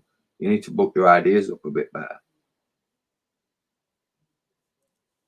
I'm not saying Piru's done anything bad. He was just shocking. And he was the first player who had a sub last week. But he stayed on the full. But I'm not saying, look, he's had a bit part for most of the season. He's still got 12 goals. Granted, he should have scored against Coventry, another one. But look, I'm not hating Piru. I just get the feeling of Piru as Tyler Roberts. He's not quite got a position. Okay. In this setup. Well, this time last week, they held the EFL Awards, and we did okay in it. So thought we'd congratulate Archie Gray on Championship Young Player of the Year. He was also presented with the award by Chris Kamara, who is always nice to see.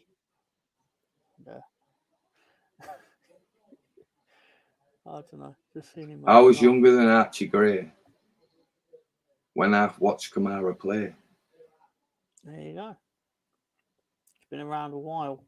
Obviously, Somerville, Ruther, and Purdue was named in the team of the season, which I have right here. Hang on, that didn't work. I have it right here. This is the championship team of the season. I mean, I think of one thing that's weird about that. Yeah, can I highlight it? Yeah, go on then. The number 10 is up front, and after scoring 5 goals, is ahead of the number 9 or the number whatever that scored 18, 20 goals. Is that what you was thinking? Yeah, in my mind, it's basically why are you literally top of the pile when you've underperformed your XG. Not that I want to be an XG merchant, but the reality is that our biggest criticism of the man is that he can't shoot. And he's straight up the front. number 9. Yeah. Listen, swap him with Smodic. I'll gladly stick him where Smodic is. Yeah, because his assists speak for themselves. Yeah. His chance creation speaks for themselves, and he's a joy to watch. Bless him, and he's so happy. But you don't put him as your number 9 when there's 3 players behind him that have scored way more goals than him. I have no issue with him being in the team of the season. I just think the graphic has been compiled by someone that's not actually watched him kick a ball. Exactly. And I know this is Leeds tinted glasses, but you give your young player of the year to a centre midfielder that's playing right back that don't even get in your team of the season. I feel you gave Walker Peters that just so you had a Southampton player in there. The same reason Dewsbury Hall's in there, to be honest. Because this is the kind of shit that then makes people, like really petty people, that'll be like, I know this team means Leeds fuck all. got I know 3 players in there. Because I didn't decide it. Listen, I get that the best team in the league's the team that finishes top, right? But that's on paper. The best team in the league, 4 right? Times. The 2 teams that are possibly going to get promoted, we've beaten 4 times. Yeah. Each team faces the same opponents, but in different circumstances. And I get there's referees that, right, and that's for all of teams. But when that team is Leeds and they've beaten Leicester, they've the only team that could stop this from happening is Southampton. We have took points off every single team in this league. Nobody else has. Yeah. So all we need is a draw at home on last game of the season, and then we've took points off every single team in the league. No one's done the double. And we've avenged And every team. I don't know, but I always think that's a big thing. I know we didn't avenge Sunderland, actually, but saying that. There you go. Anyway, that being said... There's teams like... who done us? Let's think. There's teams we've only took a point off. I can't remember. Coventry, we've only took a point off Coventry, but we took a point off them. They've got the better record, but we still took a point off. It's like Sunderland as well. We only took a point off them. I was in Portugal and a Sunderland fan said to me, "Oh, thanks for the point." So I replied to him, "Yeah, thank you for the point." He was trying to be clever. Well, hang on, you didn't take anything off us that we didn't take off you. And the fact that you're a massive club like Sunderland and you're happy with turning up to Elland Road for a draw, look what happened to your side. I'd be pissed if Leeds turned up anywhere for a draw. Yeah. Obviously, the Championship Player of the Year. Congratulations to Crysencio Somerville. Don't get me wrong. I'm never going to be unhappy that Leeds player gets team in Player of the Year and all that. I'm just surprised he has it based on the fact that I would argue his last 3 months have not really covered himself in much glory. Which makes me wonder, did they judge it off the first 5 months of the season? I always think that the award should be at the end of the season, but look. Well, yeah, my issue with all of this, my bugbear with what the entire thing, like last Sunday, and obviously we're about to go into the Leeds Awards, doing it for the season's not over. Exactly. What, like goal of the season goes to so-and-so, right? What if the best goal you've ever seen gets scored next week? Does that go into next year's awards? No, it doesn't. It gets forgotten about. Yeah. Exactly right. Plus, it's just a disruption. It's a midweek disruption. And the fact that Leeds had theirs a few days after the main awards just tells me, look, these players should be resting, just chilling, keeping to the programme or whatever it is, do you know? Yeah. I don't know whether they drank at these awards or not. That's by the by. The fact is, where they'd be in bed at 10, they were up till 11, 12 o'clock. Disrupts the pattern. I mean, I'm only real fortunate. I imagine the real reason they did it at that date was because we didn't play this week. Within that 7. We don't play in June, in July. Oh no, but they're on their holidays. I agree with you, but I think that's why they did do it then. But I don't think they should have. But that being said, congratulations, Chris Kamara. I'll tell you why they did it, right? Football from top to bottom is run by arseholes that don't have a fucking clue about football. Yes, it is. And just the Adam Crozier, right, wants the CEO of the Premier League. His next job's the CEO of the Post Office. How the fuck are they anything like? But it's the CEO thing. Do you know? In other words, I'm an overeducated prick, right, that's never actually worked at the bottom level of any job, but I get paid fucking hundreds of thousands of pounds to make decisions and screw you at the bottom end of the job. Yep. That's basically it. And then I get a bonus, which is 10 times my salary, because I was so good at screwing you all at the bottom end of the job. And that's life, people. It is. Could make a few quid selling beer bottles. You certainly could. So obviously, Kamara got his freedom of Wakefield. Jimmy, they've got to be full beer bottles. He's got a plan. goal of the season was, I mean, obviously going to be Bamford against Peterborough. Obviously, earlier in the year. There he is with the award. Young Player of the Year. Can't imagine there were many nominees. Archie Gray. There he is with the award. Imagine what it's like to be him right now. I couldn't. Bless. He must be Listen, right? I'm never one for it to be envious of people, you know, especially if they're our own. I like to see him succeed. But can you imagine how it feels to be him right now? Do you know what epitomised Archie Gray to me? It was a few games ago when they were coming out onto the pitch, and he was actually singing the song that they're marching on together that we were coming out to, you know, and he sang it the whole way through. And that just said to me, look, he's really happy where he is. You know, this is a dream to him. It's still a dream. It's still unbelievable to him, you know. And long may he be humble. I get there's going to be a time if we don't succeed where he's going to outgrow this club, but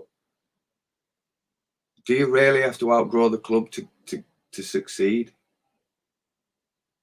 I get if you want trophies, right? That's fine, but it's like, oh, willing on, oh, your Italy career's over unless you get no, your Italy career's not over. A lot of your players playing a lesser standard than you're at the moment. If you're good enough, it doesn't matter what league you're in. He literally got injured playing for Italy under 21s, so it quite clearly wasn't over. Anyway, that being said, Somerville player. Here he is in a all white outfit. Looks like Tupac in the All Eyes on Me. It certainly album. Does. Looking quite spiffy. I think he's grown up a lot. Do you know? Since he came.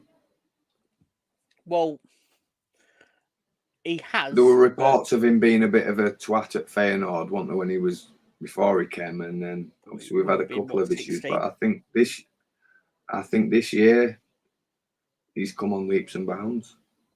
He's a great example of why you shouldn't necessarily jump off the Titanic when you're relegated. Yeah. Because he could have been bought by a Crystal Palace, where he would be right now. He'd be if a bit lucky, part player. Yeah. Yeah. Yeah. And if he had a good run of form, yeah. Basically, it was on. If he'd have gone to somewhere like Palace, it's basically down to when you get your chance, take your chance. Otherwise, you're just going to be that bit part player. And yeah, look, it's a case of do you want to play football? Do you want to play football? And yeah, it's like Rodon. How his mind's changed over the season, or what we've been told.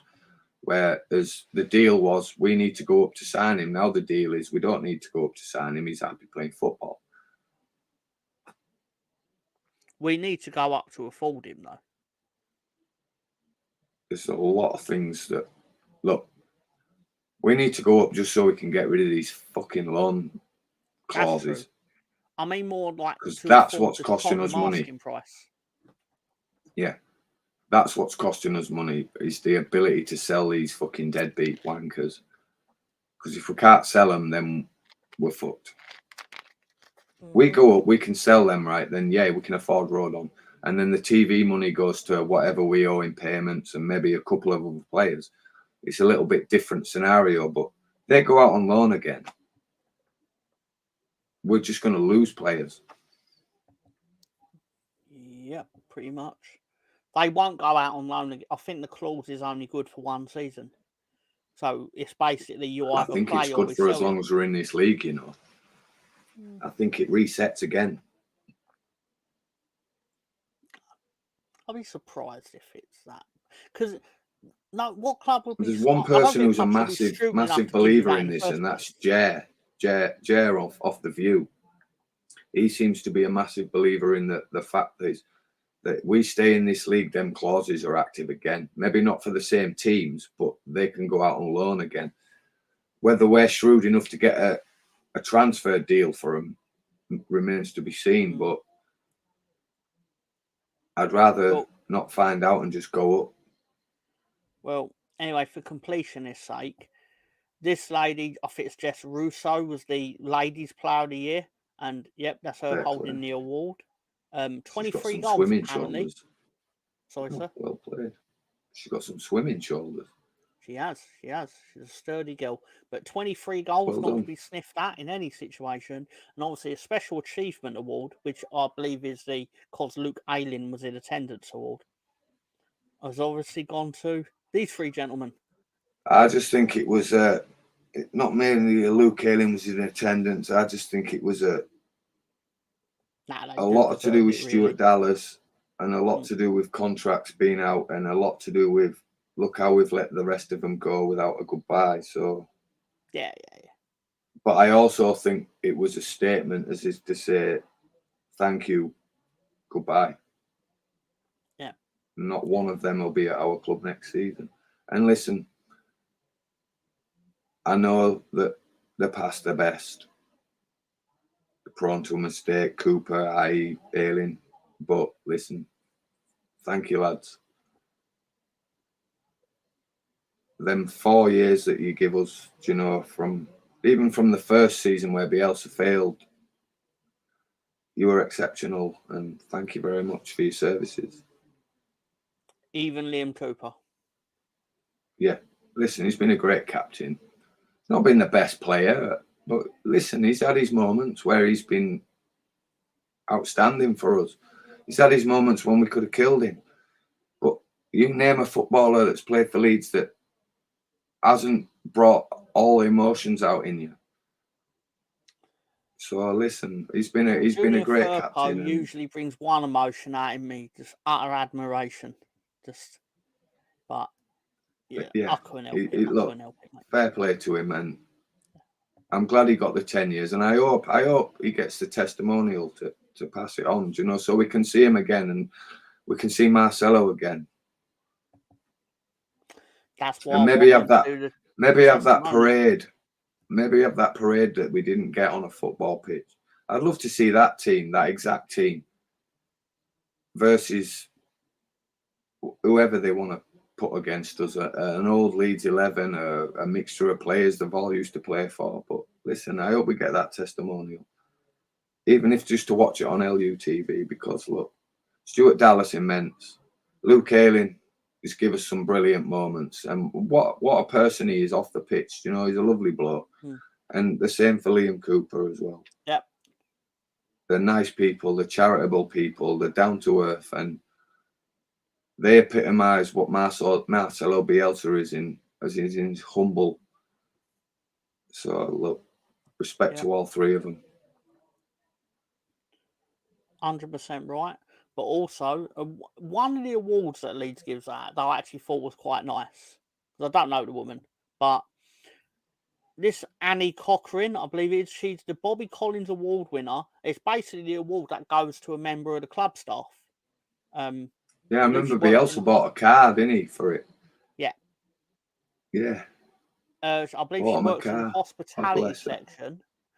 But look at her gripping the award like she's about to lose it at any second. Like she's not going to let Stuart Dallas take it off her. Bless her. Exactly. God bless her. Exactly. No, that just shows what that means to the lady, yeah. Yeah. Respect to her. Thank you very much to her as well. And well done, Tom, for bringing that up. That's to her. You do have a heart, sir. Despite what some will say. But anyway. Don't let him trick you, people. He's kind at heart. Yeah. The dungeon's a myth. Try my best. And obviously the Leeds Player of the Year, Ethan Ampadu. What I did find funny about this, right, is he's obviously the Player of the Year, but I found it more funny that Somerville's not our Player of the Year, but he is the League Player of the Year. Yeah. Just a weird quirk. I always find that. But is the League Player of the Year voted by players or? Nah, because I'm going to assume this was given out by. Actually, I don't know if people voted. I voted on this. I voted Ampadu. Oh, there you go. So this was fan voted, but this was also open to anybody on Twitter. And I mean, anybody on Twitter could have voted this. There was no, it was just their post came out and you could just vote.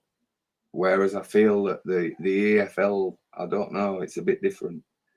Now, the EFL one is a panel, I believe, who decides it. I'm sure it's probably like the Sky commentators or like the pundits or whatever, but I don't know. That being said, so obviously he joins the illustrious list. Excuse me.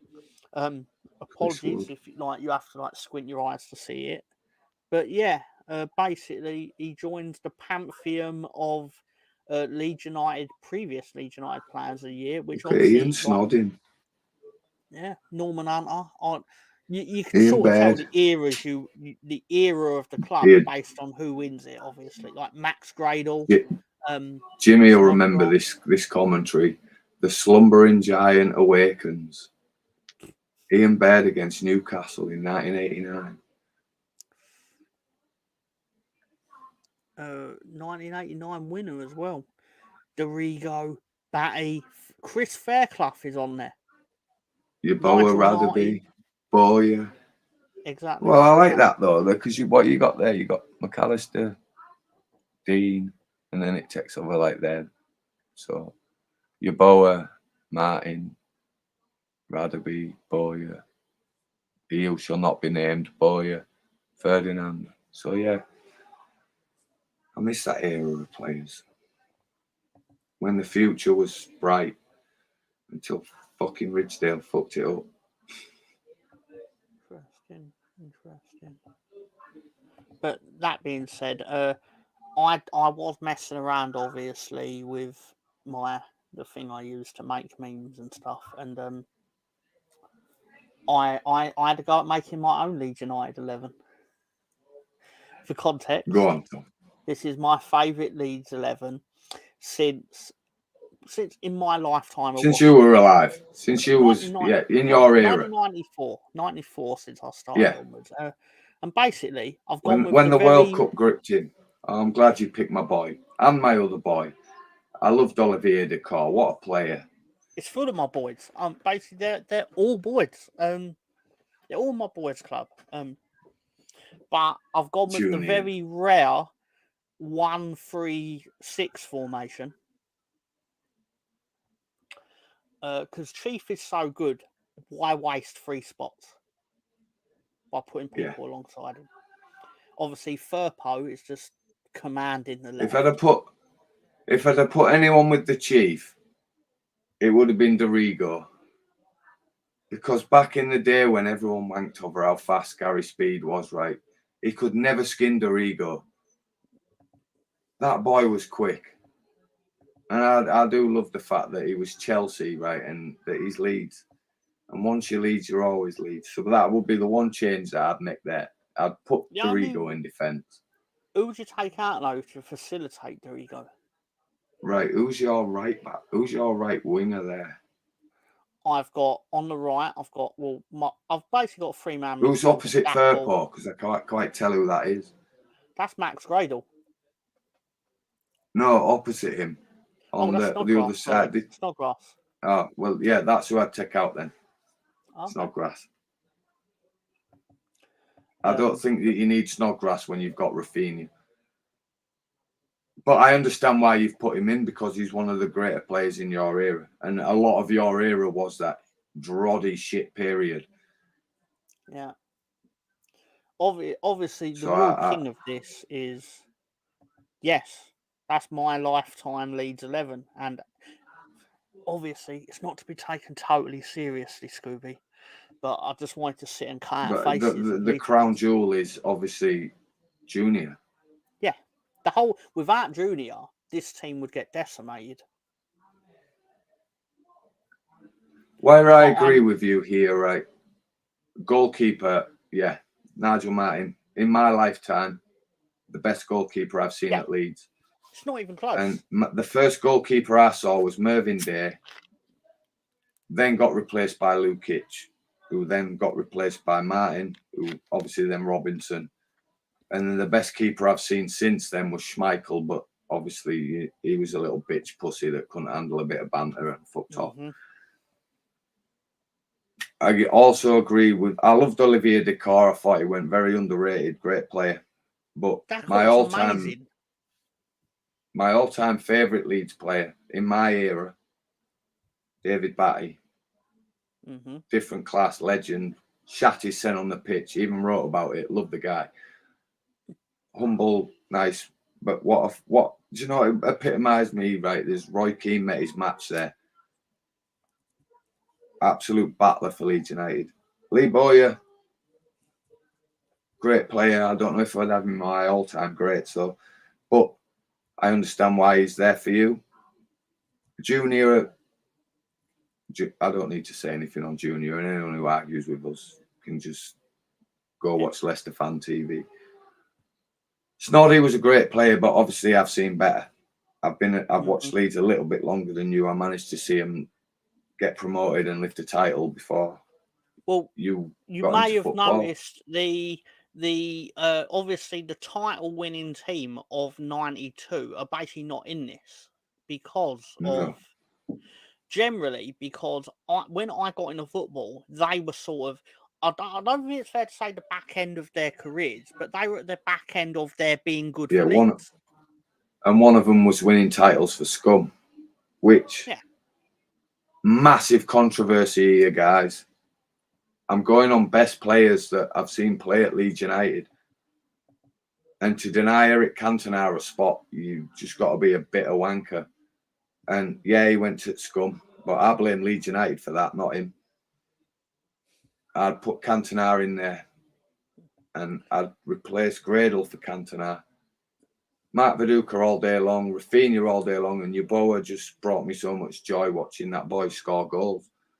Want with us anywhere near as long as he should have been. So there's a few little tweaks because I've been around a bit longer than you. But yeah, Cantona all day long because the guy was if my genius. dad saw this, he would change 90% of it because he'd be like, "Doesn't have." I can imagine he would, but that's the beauty of it. This is yours. Yep. This is yours. Doesn't have Bremner, boy. Why you got and listen, Bill? Whoever you pick, whoever you choose, right? This is subjective. You've all got your own favourites for your own reasons. And whatever you choose, right? No one can deny that these were all great players for Leeds. I mean, really, I can explain all of them, but it's a lot more fun if I just don't. I'll just let it sit there because it's like a giant question mark. Read it and weep. Right, before we get to the question, can you entertain everyone for 2 minutes? Because I really need a week. Yeah, sure. I really apologise, everybody. I'll be back in 2 minutes. Yeah, that being said, right, I'll tell you what, before we get into the question of the week, I'm going to go into a segment, because Ben can hear this on the thing, so it doesn't really that important. Is it called The Dipshits, where we look at the two dipshits that commentate on Sky. Let's have a look at some tweets that I found about them, or that name them, or anything like that, more for my own amusement, but to also show they are human beings like everyone else, and they're not just against your club. Every club seems to think they're against them, which is the real phone died on the beach. Oh my god. Good to see us back alive. If we go up, fine. If we don't, so be it.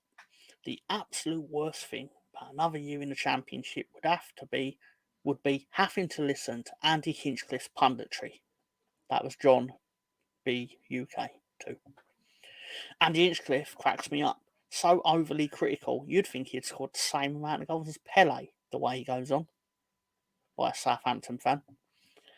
Is there a worse commentator than Andy Hinchcliffe? Woefully biased against Sunderland every time he commentates against them. By the way, has Andy Hinchcliffe got a genuine problem against us? I don't think he's ever said anything positive about us. Listening to him and everything is all about Leeds. You would think we committed an actual murder, the way he spoke about us there.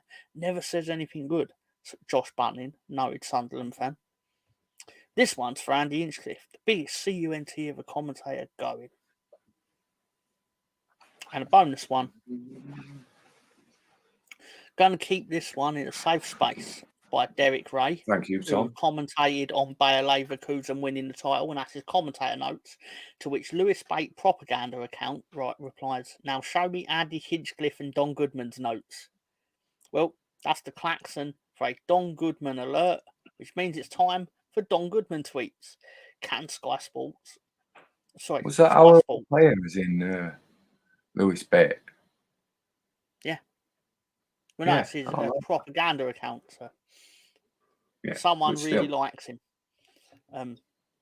Can Don Goodman please do his job and provide unbiased commentary?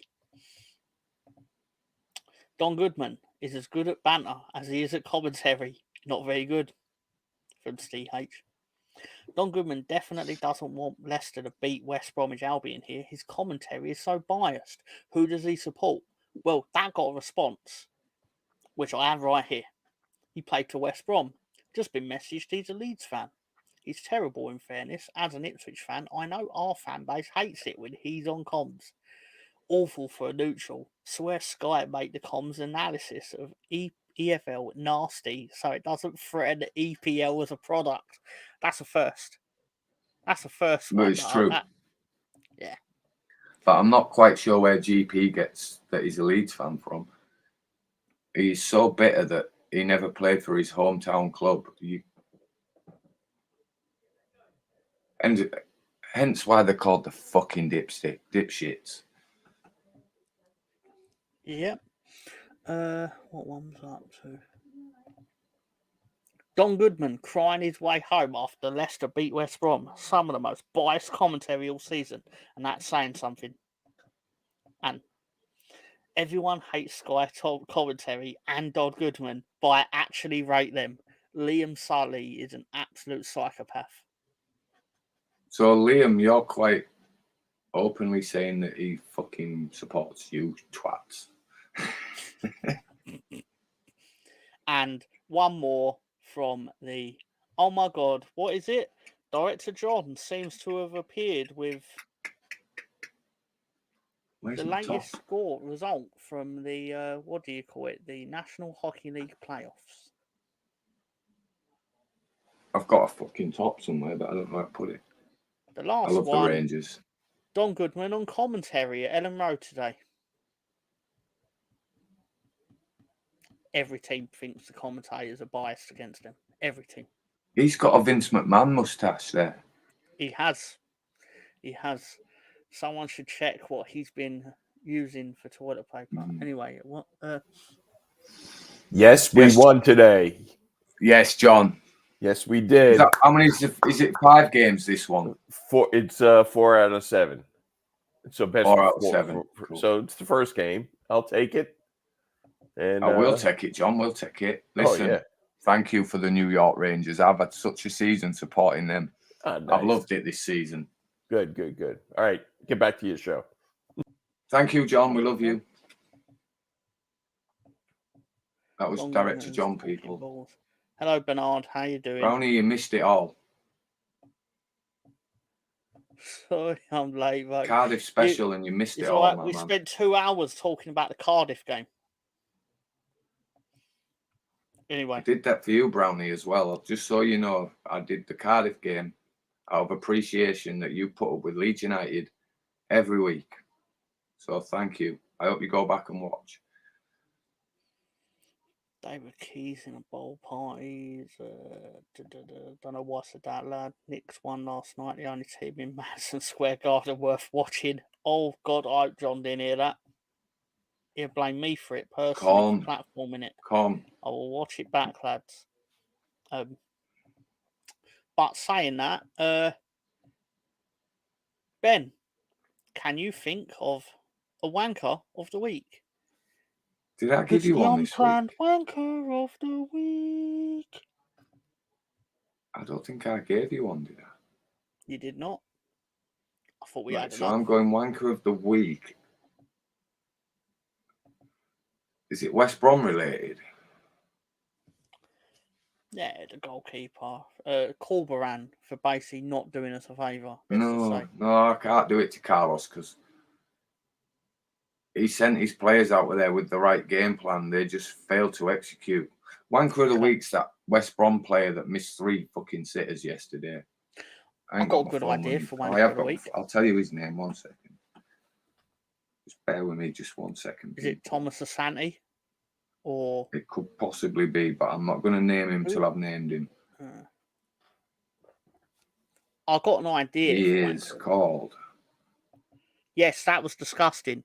I will give commendation to Harry Maguire because despite being a prat and a terrible elite defender, he at least immediately following the penalty shootout conclusion walked straight over to the Coventry players to start shaking their hands, which I thought was very classy, to be fair. I think it was Johnson, number 23. He missed a few sitters yesterday. I actually think the wanker of the week is the Nottingham Forest Twitter account for going mental. Then you need to see it. They've basically accused VAR of cheating. They've accused the FA, or not the FA, they've accused the Premier League of knowingly putting a Luton fan on VAR. Oh, okay. Well, I blame Nottingham Forest as a whole, right? Because they got beat by fucking Everton today and they're shit. Yep. To get beat by them dross tactics with that dross team that cheats, you've got to be shit. So, Nottingham Forest and all their supporters and everything to do with that fucking cheating club. I never wrote it, but I platformed it. Sorry, Ben. Well, you pissed John off, so unfortunately, I have to go with the guy. Director John may have control of the chat. You can't diss the Rangers in his own house, my friend. You just can't do it. No, you can't. He's the glue that keeps this together. Oh no, he's won us back over. He's won us back over. So as he won John back over, though. You're back in the fold, Conche. But I'm feeling the only thing that will win John back over is a comment saying Rangers for the Stanley Cup.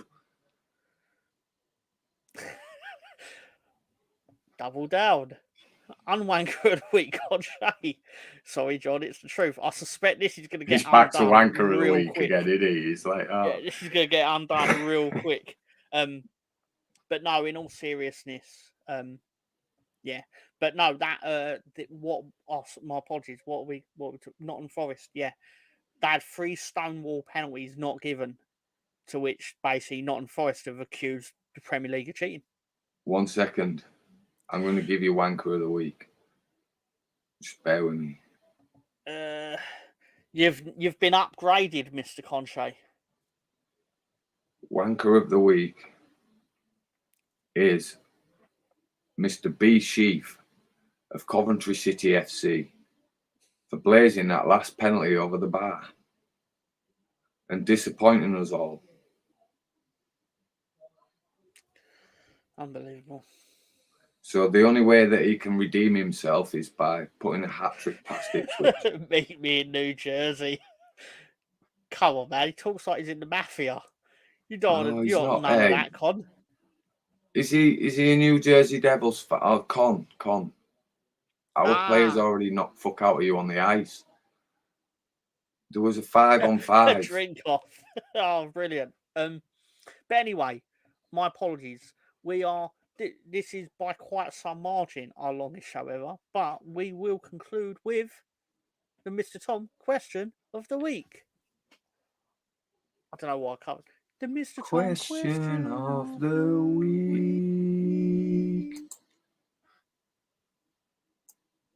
Yeah. I'm happy with that. Yeah. The Mr. Tom question of the week is: name these 11 players who have played for both Leeds United and Blackburn Rovers. I don't know what I'm going to do next week. Paul Robinson.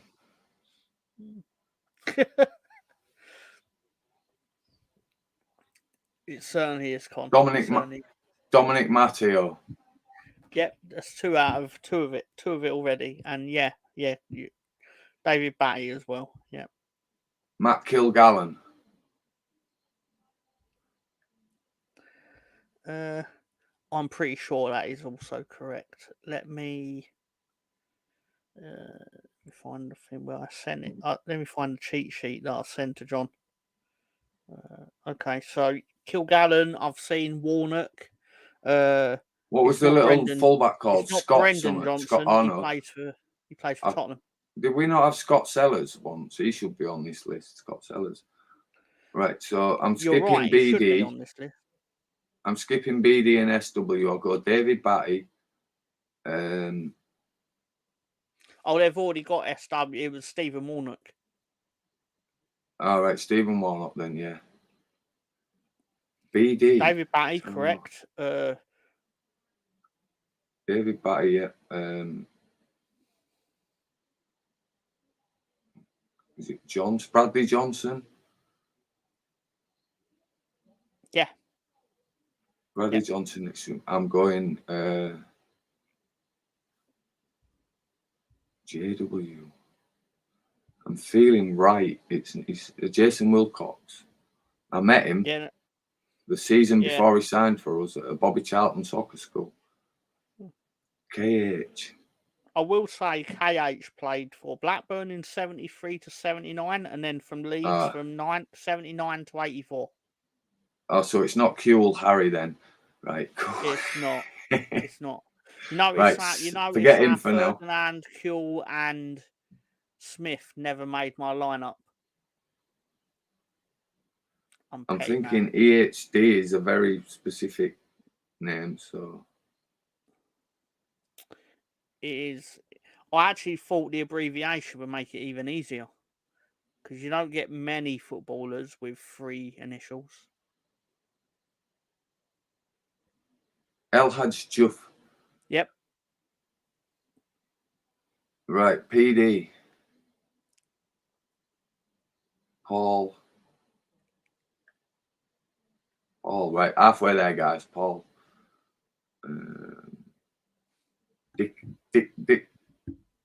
Dixon. No. Oh, you're so close.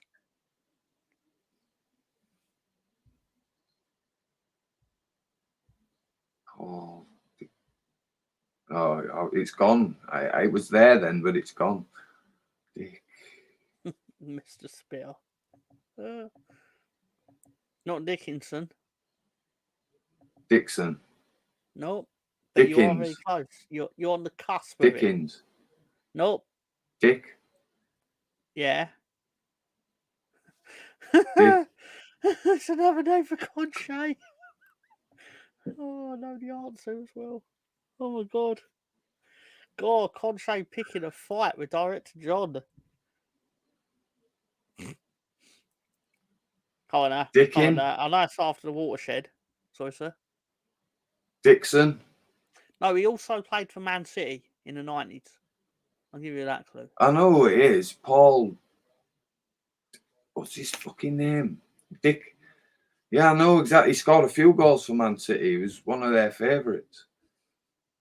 Oh, very much so, yeah. Dick, I can't remember how it ends. Dickon. No, fuck off. Nope. Give me it. Pretend he's Bulgarian. Dickov. Paul Dickov. Yeah. Well done. Right. So that takes me back to. So you've got the. Did I get BD? No, which is surprising me. I thought it'd be one of the early ones. Right. So BD. It's recent. It's very recent. Not Bradley Dack. No, but English, Spanish, French, Scottish. It is Scottish, I believe. Scottish, right? So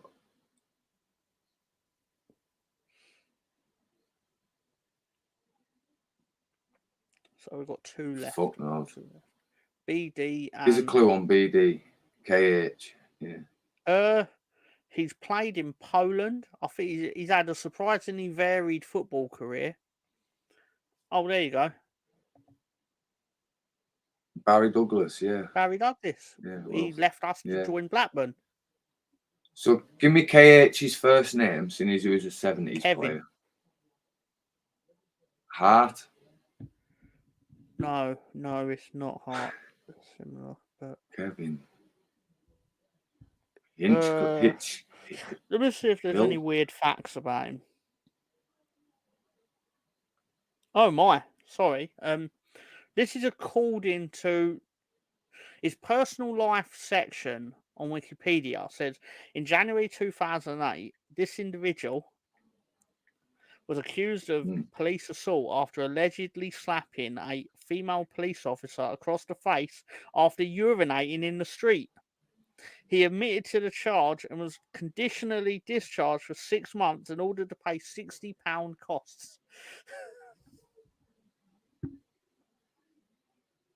I mean, that doesn't really make it any clearer, but it was something. Hillman? Oh.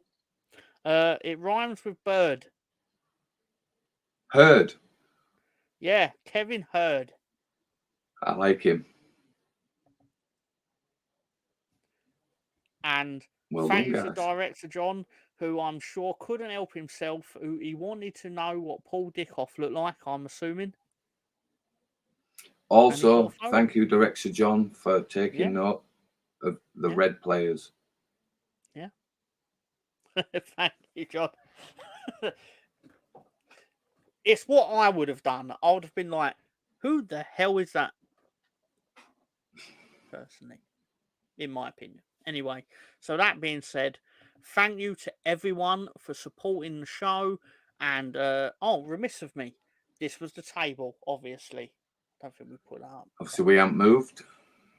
Yeah, basically.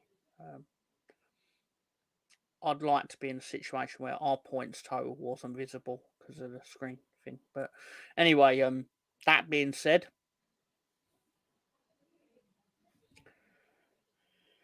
we go again, as I say. So don't forget to join us next week, where we will go over these two matches in nowhere near the level of detail of today, but it is what it is. And well, thank you, Scooby. Very kind of you. I don't know if we'll be doing that next week though, because I usually do it when we play at home, and I think we already did it from earlier in the season for these two teams. So I'm not. So we can have a mixture of both then. That'll confuse it a little bit. Leave this one with me. Okay. All right. I'll have it with you by Friday. Be interesting if we could find players that have played for all three clubs. That'd be a very small list, though. To be fair, it would. I'll try and include them. Yeah. Okay. Well, I'll leave that. So, John, I know you're there. So, you heard Mr. Ben say. So, my hands are off. So you won't be getting a message from me on Wednesday. Well, it won't be about this anyway. It'll be about what is it? Oh, my stoop picks. It will be your betting in the dark. Thank you, sir. I'll have to remind myself that this conversation happened. But anyway, so that being said, thank you to Director John for supporting the show, and as always, obviously, we do love you. We do. Even if we do give you shit, but still, I don't think we're that bad, really. But it felt like the right thing to say. That being said, thank you, Ben. Do you feel like you got out enough? I've had a good night. Yeah, I've had a good night. I was a little bit tipsy earlier, but yeah, I've sort of wore it off a bit. But yeah, it's been fun. Okay. Thank you, everyone, for joining us. Appreciate your support as always. That's really cool. So no, I'm glad you all enjoyed it. They should give me something compared to 0 from Lolo. Wow. Oh my god. So shots have been fired, as I believe they say on the street. But yeah, so next time, if you all can't be good, don't get caught. Director John, he's Leeds, and we know he is. He's Leeds, and we cheers. So you need to repay the favour, Scooby, and become the Rangers for John. Yeah. Get behind the Rangers. Yeah. All the Detroit and Rangers. It's fun to watch. It's fucked up. I love hockey. It's mint. I prefer basketball out of the two because I can't be handling that. Go up one end, score. Go up other end, score. Go up one end. Nah. I get the skill to basketball. I'm not denying there is. Right, Well, you it's get your still Michael both, isn't Jordans, it? your Steve Currys, your Kobe Bryants. I get that, but inevitably, it's too much goals in it. Whereas hockey's like fighting football on ice. fighting football on ice. Okay. I'm gonna cut it off because obviously, you